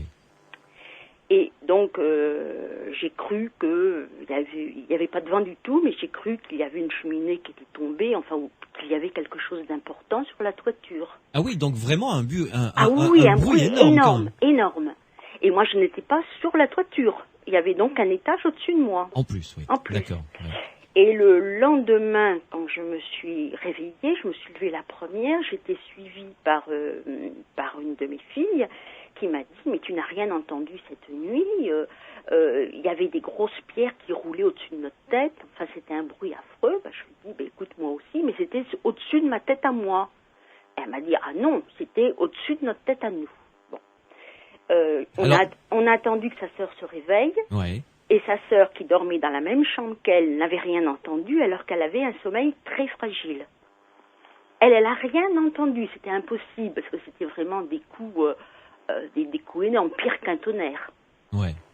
Et une chose importante, un élément très important sur lequel je me permets d'insister. Vous vous êtes levé la première. Oui. Une de vos filles est venue vous rejoindre. Oui. Et c'est elle qui, en premier, avant même que vous ayez dit quoi que ce soit, vous a parlé de ces bruits. Oui, parce que moi, au départ, je ne voulais pas en parler, pensant que c'était quelque chose qui était arrivé sur la maison. Donc, je ne voulais pas l'effrayer pour rien. Je voulais avant constater. Oui. Et pour pouvoir constater, il fallait que j'attende qu'elle soit levée pour pouvoir regarder sur le toit s'il y avait quelque chose. Voilà. Donc, c'est quand elle m'en a parlé que on a étalé toutes les deux ce qu'on avait entendu. Voilà. Et on a trouvé ça quand même très curieux, parce que c'était pas normal. Pour le moins, oui. Ah oui. Ouais. Donc je suis allée voir après sur le toit par une lucarne. Il n'y avait rien, il n'y avait même pas une tuile de déplacé, il n'y avait strictement rien. J'ai fait le tour de la maison, il n'y avait pas une pierre, il n'y avait rien. Donc à nouveau on a dit bon bah ça y est, il a recommencé quoi. Mais là cette fois-ci il était en colère. Ouais. Et oui, ça commençait à prendre des proportions quand même. Assez conséquentes quand même, tout de même, oui. Oui, quand même, oui. Oui. Et puis la nuit suivante, là c'était l'inverse, c'était moi qui étais dans une chambre sous les combles et mes filles qui étaient à l'étage en dessous. Bon. Et alors là, c'est là où il s'est passé un phénomène extraordinaire. C'est qu'en fin de nuit, je crois qu'il était 4h ou 5h du matin, j'ai été réveillée brusquement par une présence. Exactement comme quand un enfant rentre dans une chambre la nuit en disant qu'il est malade. Vous voyez, je me suis réveillée. Il faisait pas complètement nuit dans la pièce, puisque il y avait une partie, je ferme pas les volets, je ferme pas les... Et donc j'ai regardé, personne, j'étais toute seule, la pièce est toute petite, donc pas de problème. Et j'ai entendu un flottement. Et juste en face de mon lit, donc en face de mon regard... Au pied de votre lit, donc vraiment pas au pied vraiment, c'était à 1m50, 2 mètres. Ouais. Il y a une porte qui ferme par rapport au grenier dans cette pièce, et c'est une porte qui est assez basse, vu que c'est mansardé. Ouais. Et, j'ai vu... quelqu'un est venu, je dis quelqu'un, ou une apparition, on va l'appeler l'apparition. Oui. Qui a traversé la porte et il avait une tête monstrueuse. C'était une grosse tête sur un corps qui était complètement fluide. C'est-à-dire, qu'entendez-vous par fluide? Alors fluide, c'est vaporeux, c'est indéfinissable. Avec des contours ou pas? Je sais pas. Honnêtement, je sais pas. Je voyais quand même sa forme, donc il devait y avoir un contour. Je voyais un peu sa forme, mais elle était pas fixe, elle était mouvante, comme si c'était du gaz, comme si c'était vaporeux. Et mais surtout, moi, ce qui m'a attiré, c'est cette tête. C'était une tête absolument monstrueuse. Alors imaginez ronde, pas du tout allongée. Alors un nez énorme. Une bouche fendue presque jusqu'aux oreilles avec des grosses lèvres, des gros yeux globuleux. Moi, il m'a fait penser, après, à des gargouilles de cathédrale. Vous savez, au moment du Moyen-Âge, là, c'était horrible. Il me regardait. Donc, moi aussi, je le regardais. Mais alors, cette forme a traversé la porte, sans l'ouvrir. Oui, voilà, il était au milieu de en fait, il était dans la porte, il n'était pas dedans, il n'était pas dehors. Il était comme si le bois, pour lui, n'avait aucune importance, quoi. Il était là, il était là, et puis c'est tout, quoi. Et à ce moment-là, il s'est passé... je ne sais pas comment l'exprimer. Je n'ai plus du tout la notion ni du temps, ni il n'y avait plus la notion de distance, ni de communication, puisque il me parlait, on se comprenait sans se parler. Tout s'est passé, je pense, très très vite, mais j'ai eu le temps de faire une foule de choses pendant ce court instant. Donc il m'a demandé de venir à lui. Et alors là, j'ai pas eu le choix, c'était un ordre pratiquement. Et immédiatement, je suis sortie de mon corps, à l'horizontale, et j'ai tout de suite été aspirée vers son crâne.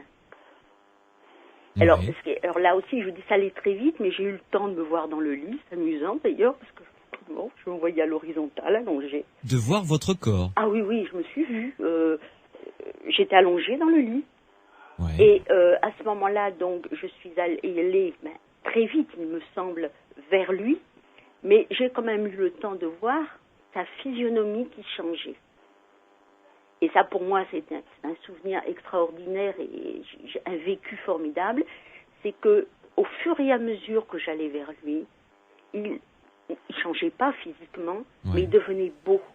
Il devenait lumineux et il avait des yeux, c'était des yeux d'amour, disons. Il resplendissait. C'était une joie que j'ai jamais vue sur un être humain. C'était un moment de bonheur, de félicité extraordinaire pour lui, mais pour moi aussi, je me sentais particulièrement bien. Vous étiez vraiment en communion avec cet être. Ah oui, parce que il était devenu beau, il était devenu lumière. Enfin, je sais pas comment l'exprimer. Je peux pas. Mm-hmm. Et au moment où il allait m'aspirer complètement par son crâne, par le dessus de sa tête, j'ai refusé. Je ne sais pas pourquoi. J'ai dit non, que je ne voulais pas. Et instantanément, mais alors là, ça s'est fait à une vitesse d'un éclair.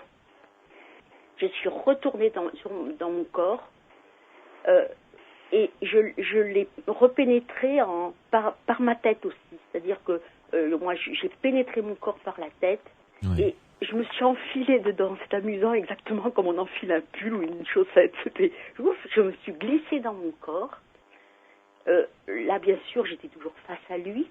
Je l'ai regardé et il est devenu d'une tristesse, il a perdu d'abord toute sa lumière et puis il devenait triste, tout en me regardant. Et brusquement, là aussi, tout, je crois, s'est fait très vite. Il est devenu, mais une masse, comme de la pierre ou du bois, genre ébène, vous savez, quelque chose de lourd, quelque chose de dur. Oui. De dense.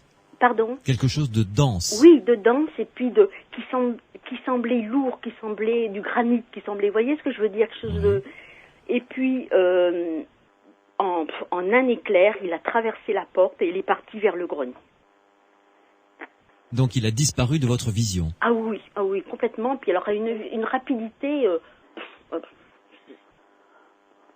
c'est pire qu'un éclair, quoi. C'était une... Oui.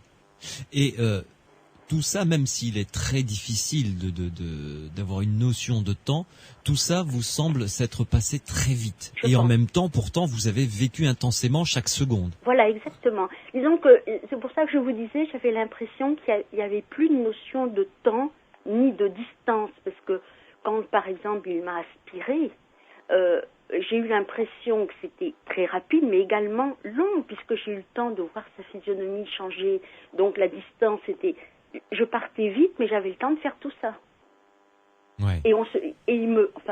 Alors bien sûr, après, j'ai eu un gros regret de ne pas être allé plus loin pour savoir qui il était, ce qu'il me voulait, pourquoi il était là.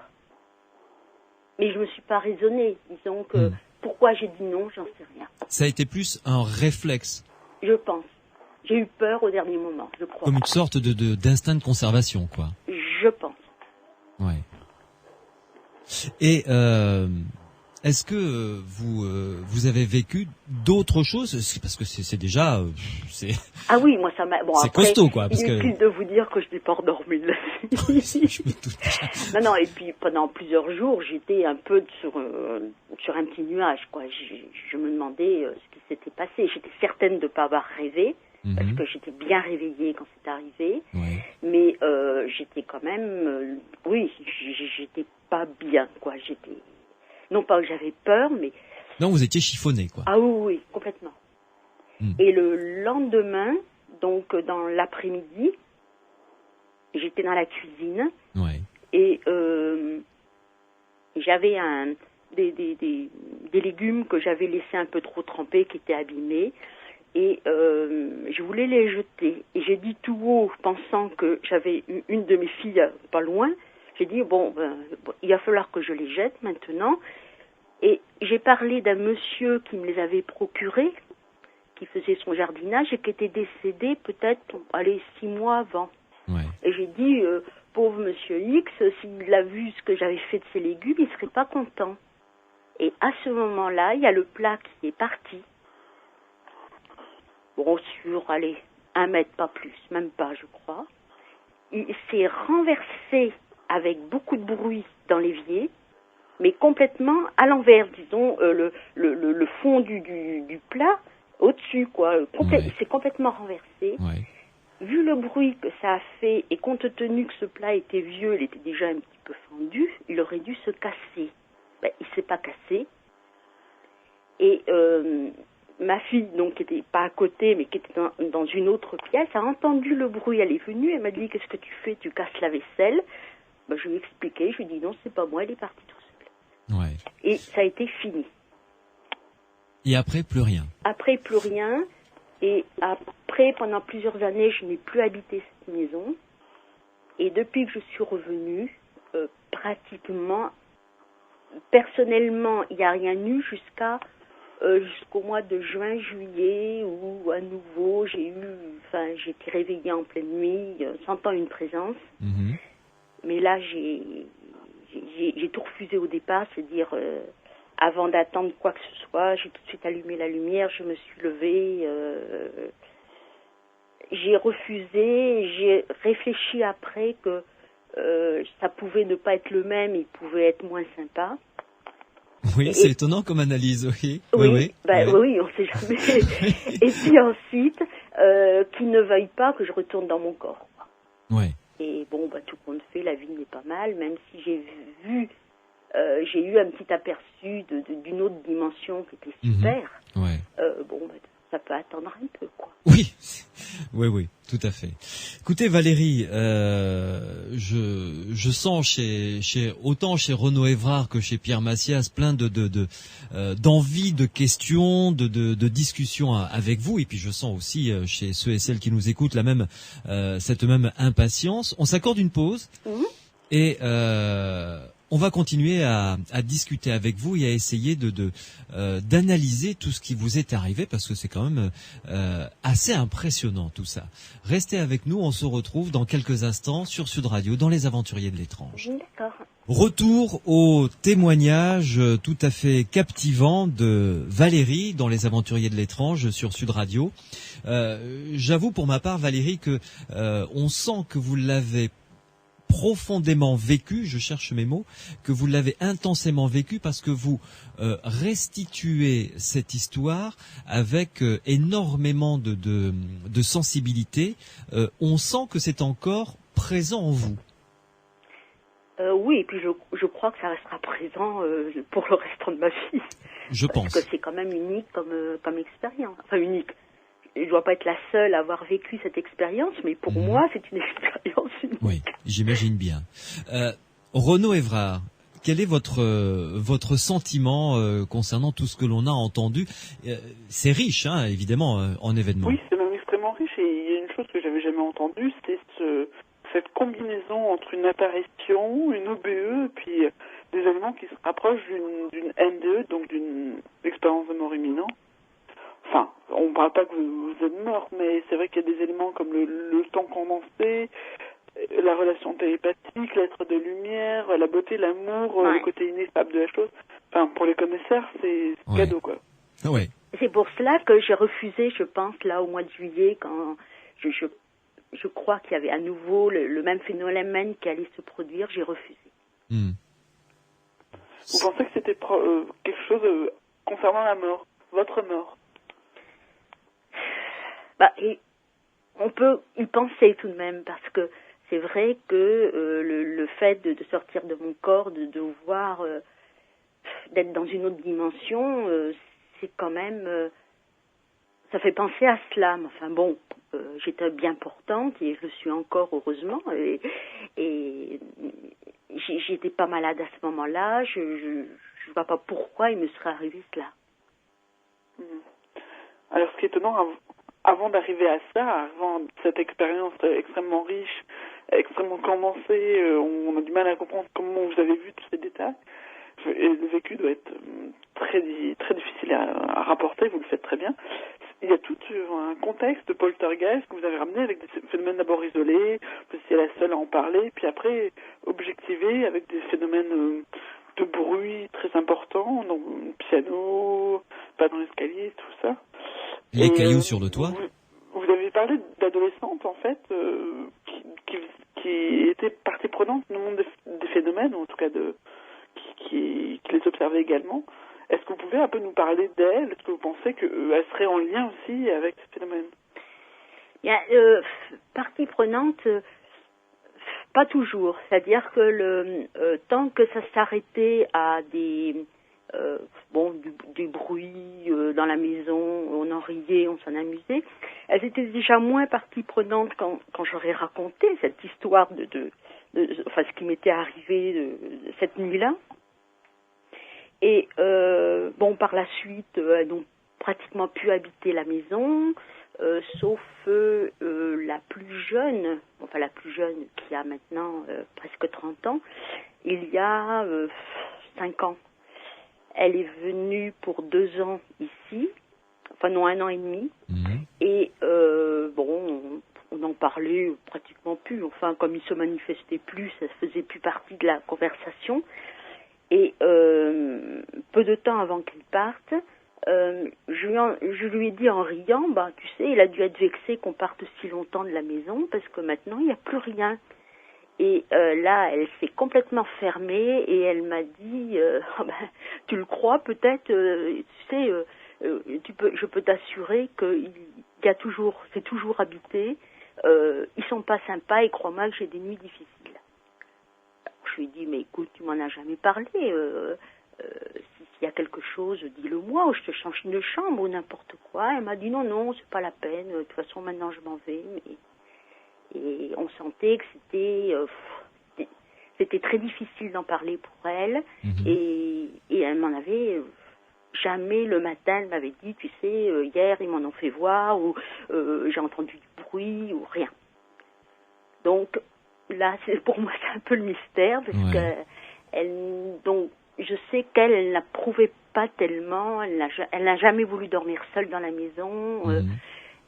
Par contre, elle le ressentait pas très bien. Oui, elle prend avec beaucoup moins de légèreté que vous. Enfin, oui. Ça ne la fait pas rire du tout, quoi. Voilà, et je m'en suis aperçue que lors de son dernier séjour. Mais avant, je sais qu'elle était un peu plus trouillarde que nous, enfin un peu heureuse que nous, mais de là à ce qu'elle soit perturbée par ces histoires, je ne le pensais pas. Oui, parce que vous dites que c'est tout à fait normal, qu'il n'y a rien d'effrayant, et ça, alors. Je vous entends très très mal. Oui, on a encore un petit souci, Renaud, juste quelques instants, la ligne va se rétablir. Pierre, quelques questions, j'imagine, ou d'abord un sentiment général concernant ce que nous a raconté Valérie. La première idée qui me vient en tête, c'est de dire que c'est vraiment un témoignage très fourni. Il y a vraiment plein de choses qui m'a fait penser, qui fait penser à la maison hantée type, telle qu'on la trouve dans la littérature. Vraiment avec tous les détails, des bruits au grenier, sur les toits, vraiment un contexte de maison hantée. La question qui m'est venue, la première question en fait qui m'est venue en tête, c'est de savoir si d'autres personnes que Valérie et ses filles auraient habité la maison pendant leur absence et auraient entendu ces bruits également. Je sais pas. La seule chose, c'est avant les dernières manifestations, c'est-à-dire le bruit sur le toit et l'apparition j'avais une amie qui était médium, qui était venue dormir la nuit d'avant. Oui. Mais elle avait un comportement de médium, c'est-à-dire parlant à des personnes que je voyais pas. Un peu original. Oui, complètement. Complètement. Et quand je lui ai parlé pour ce problème de bruit sur le toit, là, elle était présente cette nuit-là. Et elle m'a dit, non, moi j'ai rien entendu, j'ai dormi comme un bébé. Bon, est-ce que c'était vrai ou pas? Je n'en sais rien. Par contre, lorsque j'ai eu l'apparition, elle n'était pas là, elle n'était pas présente. Je l'ai appelée quelques jours plus tard pour lui raconter. Et, bon, ça semblait pas tellement l'émouvoir. Elle m'a simplement dit, c'est dommage que vous n'ayez pas essayé de savoir qui c'était. Ça aurait été intéressant de savoir. Oui, bien sûr. Bon, d'accord. Enfin okay. Elle c'était peut-être qu'elle était habituée à ce genre de choses, mais elle n'en parlait pas vraiment, donc non, mais sinon personne d'autre. En revanche, Valérie, est-ce que dans l'histoire de la maison, il y a eu des faits marquants, puisque quand même les parties les plus récentes datent du XVIIe siècle? J'ai essayé de chercher, mais j'ai rien trouvé. Ouais. Rien de particulier à signaler de ce côté-là. Non, ni dans la maison, ni dans le village vraiment. Pierre? Et donc oui, enfin là, ça demanderait effectivement une investigation vraiment très poussée, peut-être au niveau historique. Mais la nuit cette fameuse nuit de l'apparition, juste avant l'apparition elle-même, vous-même vous vous sentiez dans quel état physique? Bien, je dormais. Vous dormez, à un moment un bruit vous réveille? Voilà, je dis comme... J'ai eu l'impression, je dormais, je me suis réveillée brusquement. Bon, exactement, vous savez, enfin, je ne sais pas si vous avez déjà eu ça, quand vous faites un mauvais rêve ou un cauchemar qui est un cauchemar de prémonition. C'est-à-dire que vous savez que dans la journée ou le lendemain, malheureusement, il va se passer un événement grave vous concernant. Enfin, je ne sais pas si vous avez déjà eu ça. Bon, donc, quand je me suis réveillée, j'étais un peu dans cet état d'esprit, c'est-à-dire que, alors que je n'avais pas fait de cauchemar, mais j'avais l'impression que quelque chose allait arriver. Ouais. Mais j'ai cru que c'était, je vous dis, que un de mes enfants était malade et venait me réveiller pour me demander de venir que je vienne l'aider, quoi, c'est tout. Mais vous étiez bien réveillé, vous vous sentiez bien réveillé. Ah oui. Je me suis réveillée brusquement. Ouais. Vous n'avez pas essayé d'allumer la lumière ou de... Non, parce que il y avait des... il y avait d'abord une lucarne sur le toit, qui me donnait quand même un peu de clarté. Ouais. Et j'avais une porte qui donnait sur une autre pièce qui, elle, les fenêtres étaient grandes ouvertes puisqu'on était en été. Oui. Donc il faisait un mi-jour et je me souviens plus très bien, mais je crois qu'il était 4h ou 5h du matin. Ouais. Et vous avez bougé un peu ou pas du tout? Bouger comment? Oui, le bras, une jambe, je sais pas. Quand je me suis réveillée, je me suis tournée vers la porte qui était derrière moi, pensant, je vous dis, qu'il y avait quelqu'un dans la pièce, qu'il y avait un de mes enfants. Et puis, voyant qu'il n'y avait rien, je me suis allongée. Non, j'ai bougé le fait de me retourner pour regarder et je me suis remise dans ma position pour me rendormir. Ouais. Je vous pose la question parce que Pierre essaye d'avancer sur une hypothèse. Une idée, une hypothèse, oui, mais je vais penser à une situation, un environnement comme je disais tout à l'heure, de ce qu'on appelle couramment maison hantée. Avec une récurrence des phénomènes chaque fois que vous venez le week-end, donc des bruits qui se reproduisent, et toujours la première nuit, pas la deuxième. Ah ça je sais pas. Non alors là il me semble que c'était la nuit où on arrivait, mais dans le week-end ça j'ai jamais fait attention si c'était la première ou deuxième nuit les phénomènes. Non. Ça vous a pas marqué en tout cas, c'était pas marquant. Oui, d'accord. D'accord. Enfin, je pense que vous gardez le sentiment que vous étiez quand même accueilli un petit peu par les bruits. Oui, mais c'était pas chaque fois non plus. D'accord.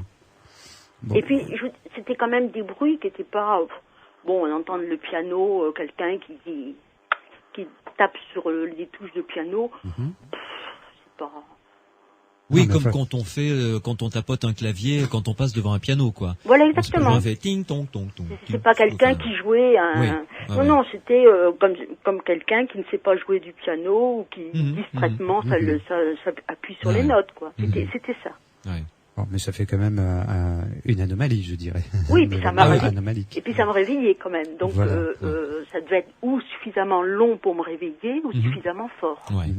Donc vous étiez habitué à ces bruits, à ces situations un petit peu anomaliques. Et en fait, Dans la notion de NDE qu'on a évoquée tout à l'heure, je ne vois pas cette notion d'individu, enfin d'apparition, de forme qui soit grosse tête, qui soit agressive comme ça, monstrueuse. Je la vois pas trop se situer. Et ça m'a fait penser en fait plutôt à une sorte de, je vais dire une sorte d'agression sous la forme, enfin, due à une paralysie du sommeil. Voilà. Enfin, c'est quoi la paralysie du sommeil? Et la paralysie du sommeil, c'est au moment de l'endormissement, on peut ne plus être en mesure de bouger les bras, les membres. On a l'impression, on peut avoir l'impression d'avoir un poids sur la poitrine, et ça donne justement une situation où on se sent agressé, où on se sent, on a l'impression que une présence extérieure essaye de nous agresser réellement, physiquement. Mais là, ce n'était pas en phase d'endormissement, parce qu'il était quoi, 4 heures du matin? Voilà, ça peut se produire aussi en phase de réveil. D'accord. Okay. Ce sont deux situations transitoires où la physiologie du corps, la biologie entre en jeu, où il s'agit pour le cerveau de réactiver les systèmes ou de les désactiver. Et il y a des moments où, dans certains cas, pour certaines personnes, dans certaines époques, dans certains cas, il y a ça se passe pas comme d'habitude. Tout simplement. Et donc c'est une paralysie du sommeil, et il y a toute une littérature autour de la paralysie du sommeil et de ce qu'on appelle les incubes et les succubes. Alors là, je ne suis pas spécialiste du tout, j'espère que Renaud va me rattraper sur le coup. Mais ça me fait penser à ce genre de situation où la présence te fait penser à ce genre de situation. Voilà, cette situation-là. Mais cette sortie hors du corps. À partir de là, quand on va penser un cube, succube, on va entrer, je vais dire, dans toute une représentation mentale. On peut dire, je connais pas les histoires d'un cube et de succube, mais au moment où on vit le phénomène, il y a une façon standard de le vivre. Il y a un type de vécu qui qu'on va vivre sans pour autant savoir que quelqu'un d'autre l'a vécu, sans le connaître dans le détail. C'est une situation qui est j'allais dire culturelle. C'est un petit peu comme une réaction culturelle. C'est une réaction typique de l'être humain à ce moment-là. Alors bon, Renaud. Oui, tout à fait. De ce que Pierre parle, c'est vrai que ça fait longtemps qu'on connaît ça. Avant, on parlait d'un cube succube, donc c'était dans un contexte démoniaque ou voilà. C'est des démons mineurs. L'incube vient abuser des femmes et le succube vient abuser des hommes, ou l'inverse. Il y a un qui est mâle et l'autre qui est femelle, en tout cas. Et en fait, d'une façon plus générale, on appelle ça les bedroom visitors. C'est-à-dire les Américains appellent ça comme ça, donc les visiteurs de la chambre. Et à chaque époque correspond son bedroom visiteur plus souvent. Actuellement, c'est vrai que c'est plutôt les extraterrestres. Et il y a une autre personne qui rapporte effectivement au niveau d'apparition. Et là, ce qui est très compliqué, c'est qu'on est dans des états dont parlait Pierre, peut-être modifiés de conscience, liés au sommeil, donc c'est assez délicat. Par exemple, l'impression de se réveiller brusquement ne veut pas dire pour autant qu'on est réveillé. Il y a des processus où on garde notre lucidité onirique, malgré tout, et on fait des faux réveils. Donc ça nous arrive un faux réveil, tout en ayant l'impression d'être totalement réveillé. En fait, on ne l'est pas. On est encore dans le rêve, en phase de rêve. Il va se produire énormément de choses qui prennent des allures monstrueuses, magiques. Et le fait qu'il y ait une OBE qui se rajoute, ça complique énormément notre situation ici. Une sortie hors du corps, oui. Oui, c'est ça. Mais c'est pas incompatible pour autant.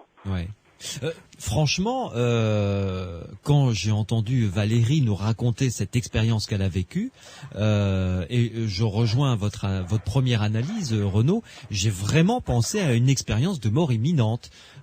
Cette espèce de lumière, d'être de lumière qui attire, vers lequel on a vraiment envie d'aller, cette sortie hors du corps, ce voyage, même si c'est sur une distance très courte, cette espèce de bien-être que Valérie n'a pas réussi à nous décrire. n'a pas réussi à mettre de mots pour nous dire à quel point c'était extraordinaire, et puis au dernier moment avant de plonger dans cette lumière, en fait ce refus comme l'élastique tendu à mort et revient vlaf d'un coup sec et re-rentrer dans son corps comme une chaussette. Avec Valérie, c'est que c'est pas un contexte péritraumatique, accidentel ou quelque chose. C'est plus ancré dans une relation imaginaire, mais aussi en partie réelle, qu'elle a développée avec cette entité qu'elle a dû improviser d'une certaine façon pour comprendre l'intentionnalité, l'intelligence de ces phénomènes qu'elle vivait dans cette maison. Bon, on voit bien tout le décor qui est planté avec la vieille maison de campagne qu'on voit que le week-end ou pendant les vacances. Et donc il y a des effets comme ça. Et bon, elle est entrée dans une relation avec une entité où chacun son truc. On peut très bien le vivre. Et dans ce cas-là, l'entité est déjà considérée comme morte ou appartenant au monde de l'au-delà. Et donc le fait de se rapprocher, c'est vrai qu'on peut aller vers une NDE, mais par un biais indirect, j'ai l'impression. Ouais. Mais Valérie, vous l'analysez comment? Plutôt ce qu'a dit Pierre, une sorte de paralysie du sommeil et une phase de réveil, mais vous pensez de manière tout à fait sincère et honnête d'ailleurs, être réveillé, mais c'était en revanche encore dans le monde du rêve, ou cette sorte d'expérience de mort imminente? Bon, déjà, je suis désolée, mais le téléphone, j'entends pas très bien. Oui, ce que dit Renaud. Voilà, mais moi, j'avais l'impression d'être totalement réveillée, c'est vrai, brusquement. Oui. J'ai aucun souvenir, surtout, bon, tout de suite après, maintenant c'est normal, mais tout de suite après, que j'étais en train de rêver au moment où j'étais réveillée brusquement. Donc je peux pas avoir continué mon rêve. Et ce que je sais aussi, c'est qu'à la fin de cette expérience, j'étais non seulement totalement réveillée, mais je n'ai pas pu retrouver le sommeil. Mais c'est possible aussi, je sais pas. Moi, je me suis posé aussi tellement de questions par rapport à cet événement. C'est important ce que vous dites, c'est que vous n'avez pas pu retrouver le sommeil après. Ah non, c'était fini. Donc ça veut dire que vous étiez bien réveillé. Ah, après, oui. Et puis, il m'a semblé avant aussi. Mais bon... oui, mais enfin, si vous n'êtes... Pourquoi pas je veux dire, si on dit que vous étiez dans une phase onirique, à un moment ou à un autre, il fallait bien que vous réveilliez pour ne pas pouvoir retrouver le sommeil. Donc, ça veut dire que soit vous étiez réveillé dès le départ, je vois pas d'autres... Pierre ? Pas nécessairement. Si on reprend ce que disait Renaud tout à l'heure, un faux réveil... Enfin, on peut se réveiller. L'instant du réveil peut se situer tard dans le rêve qui vient de se produire. Tu veux dire qu'on peut passer d'une transition de faux réveil à un vrai réveil sans s'en apercevoir? Dans la situation actuelle, avec cette, oui, je pense. Pourquoi pas, oui, tout à fait. Et surtout qu'il y a l'occasion de le faire par le retour de l'OBE vécu. Oui. C'est-à-dire qu'on rentre, on réintègre son corps. Et là, systématiquement, les gens vont avoir le sentiment vont se réveiller. Oui. Donc là, c'est dans une transition rêve-réveil, ça offre une phase transitoire. Oui, ça offre Oui. Et en revanche, vous n'avez parce que on peut pas occulter tous les phénomènes qui ont été présents et vécus dans cette maison. Je pense aux pierres qui roulent sur le toit. Je veux dire, ça quand même, il y a. Oui, alors là, on se retrouve dans le cas toute la série des phénomènes. Ça, c'est vraiment des. Tout à fait. On se retrouve dans des descriptions de phénomènes qui sont décrits par ailleurs dans d'autres situations, dans d'autres lieux, maisons anciennes ou pas forcément aussi anciennes, les bruits sur les toits, le piano qui joue, les pas dans les escaliers. Le plat qui se renverse dans l'évier. Je pense toujours à André à propos de ses pas dans les escaliers, qui lui les a entendus juste à côté de lui dans ce qui était à l'époque une boîte de nuit dans les alentours de Toulouse. C'est vraiment le cas de la hantise courante entre guillemets. Est-ce que vous avez vécu des phénomènes de cet ordre-là ailleurs, Valérie?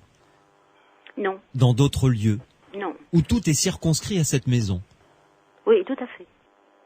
Tout est vraiment, oui, voilà, circonscrit à cette maison. Il n'y a pas d'autre lieu. Il n'y a pas eu, vous n'avez pas vécu de phénomène de rêve prémonitoire, de. Ah si, mais si. Ça, et là aussi, c'est complètement arrêté. Pratiquement tout s'est arrêté en même temps. Ah oui.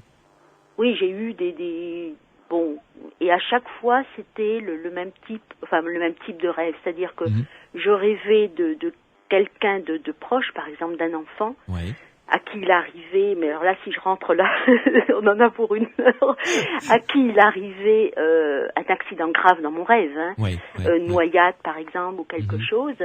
Et alors là, la même chose, je me réveillais, je ne pouvais plus me rendormir parce que tellement, alors là, c'était fort et puis précis, en me demandant si ça allait arriver, parce que bon, ça touchait de proches, ça touchait mes enfants.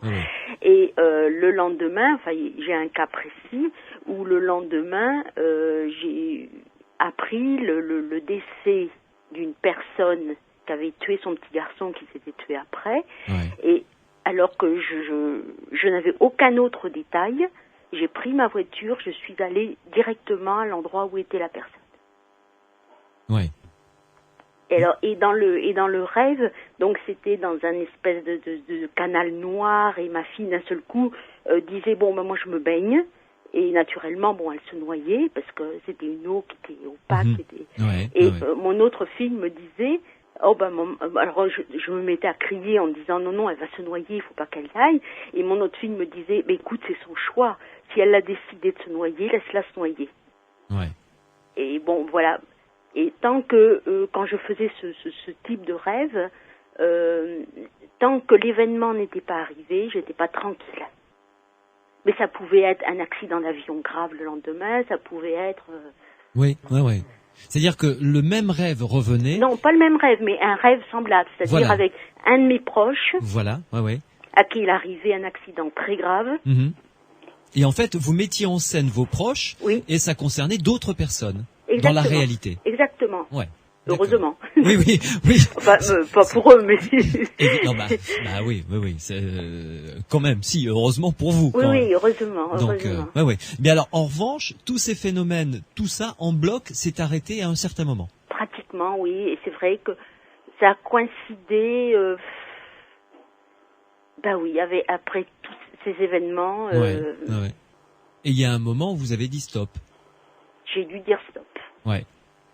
Vous vous rappelez quand vous nous avez dit, quand vous êtes revenu dans cette maison, etc., vous avez senti que ça commençait à remonter et vous avez dit non, là c'est terminé, je joue plus. Ah oui, mais là c'est 12 ans après quand même. Ah oui, d'accord. Donc on là va pas faire. Dernièrement, c'est au mois de juillet, quelque chose comme ça, juin-juillet. Ouais. L'heure tourne malheureusement, on va être obligé d'en arriver à la conclusion parce que comme vous le dites, ma chère Valérie, j'aurais bien aimé passer 1 heure supplémentaire en votre compagnie. Renaud, à titre de conclusion, que pouvez-vous dire ? C'est difficile, c'est vrai que ces phénomènes sont passés, il y a 12 ans. Ça s'est arrêté, comme tu dit, ça reprend par d'autres formes, par des rêves prémonitoires. C'est vrai que Valérie a l'air de vivre ça d'une façon plutôt bien, c'est bien intégré à sa vision du monde. Elle a pu partager ça avec d'autres personnes à côté d'elle qui l'ont soutenue, qui ont eu des perceptions semblables. Donc je pense qu'on peut très bien vivre et qu'il n'y a pas de crainte ou de peur à avoir, et c'est ce qu'elle semble montrer. D'habitude, c'est ce qu'on conseille aux gens, de ne pas avoir peur, et là, on est très étonné, c'est déjà le cas. Oui, ça ne vous empêche pas de vivre, Valérie. Vous êtes sereine vis-à-vis de ça. Ah, pas du tout. Et bon, maintenant, j'y pense de moins en moins, bien sûr. Bon, le fait d'en reparler, tout me revient en mémoire. Oui, j'imagine bien, oui. Mais sinon, puis je n'en parlais pas non plus parce que les personnes me prenaient un petit peu pour une demeurée ou quelqu'un qui racontait des histoires. Donc, je ne disais rien et puis c'est tout, quoi. Ouais. Pierre ? Oui, c'est très intéressant en tout cas ces descriptions de phénomènes, ces cas de terrain. Bon, il est toujours un petit peu dommage, on a toujours le regret dans ces descriptions quand on nous dit que ça s'est passé il y a 10 ans, ou il y a 15 ans, on a ça reste du côté du domaine du témoignage et on manque de matériel objectif pour essayer preuves tangibles. Non, je ne parle pas de preuves. Je parle de compréhension du phénomène. D'accord. C'est-à-dire de compréhension physique du phénomène pour mieux essayer de l'expliquer, pour mieux essayer de le comprendre. Bon, bien sûr, il y a des aspects psychologiques, mais il y a aussi des productions de phénomènes qui sont de l'ordre du matériel. On est toujours un petit peu en reste de ces témoignages au passé. On est un peu frustré. Moi, je me sens toujours un petit peu frustré, de toute manière. En tout cas, merci beaucoup vraiment Valérie de nous avoir confié cette histoire très personnelle. Et j'en profite pour lancer un appel d'ailleurs à ceux et celles qui vous ont écouté attentivement comme nous. Si vous avez vécu ce type de phénomène, n'hésitez pas à nous appeler. D'ailleurs, grâce à Valérie et d'autres témoignages qui sont passés dans cette émission, vous avez pu comprendre que vous n'étiez pas seul à avoir vécu ce genre de choses. Vous nous appelez au 0826 300 300 et vous me laissez vos coordonnées sur la boîte vocale des Aventuriers de l'étrange.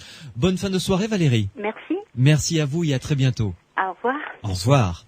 On se retrouve dans quelques instants sur Sud Radio après une courte pause pour lancer peut-être un projet. Écoutez, il y a Pierre Macias qui est venu avec une pelle à lancer. Il va lancer la pelle. Elle est bonne celle-là. Et oui, elle vaut 2 balles, je sais.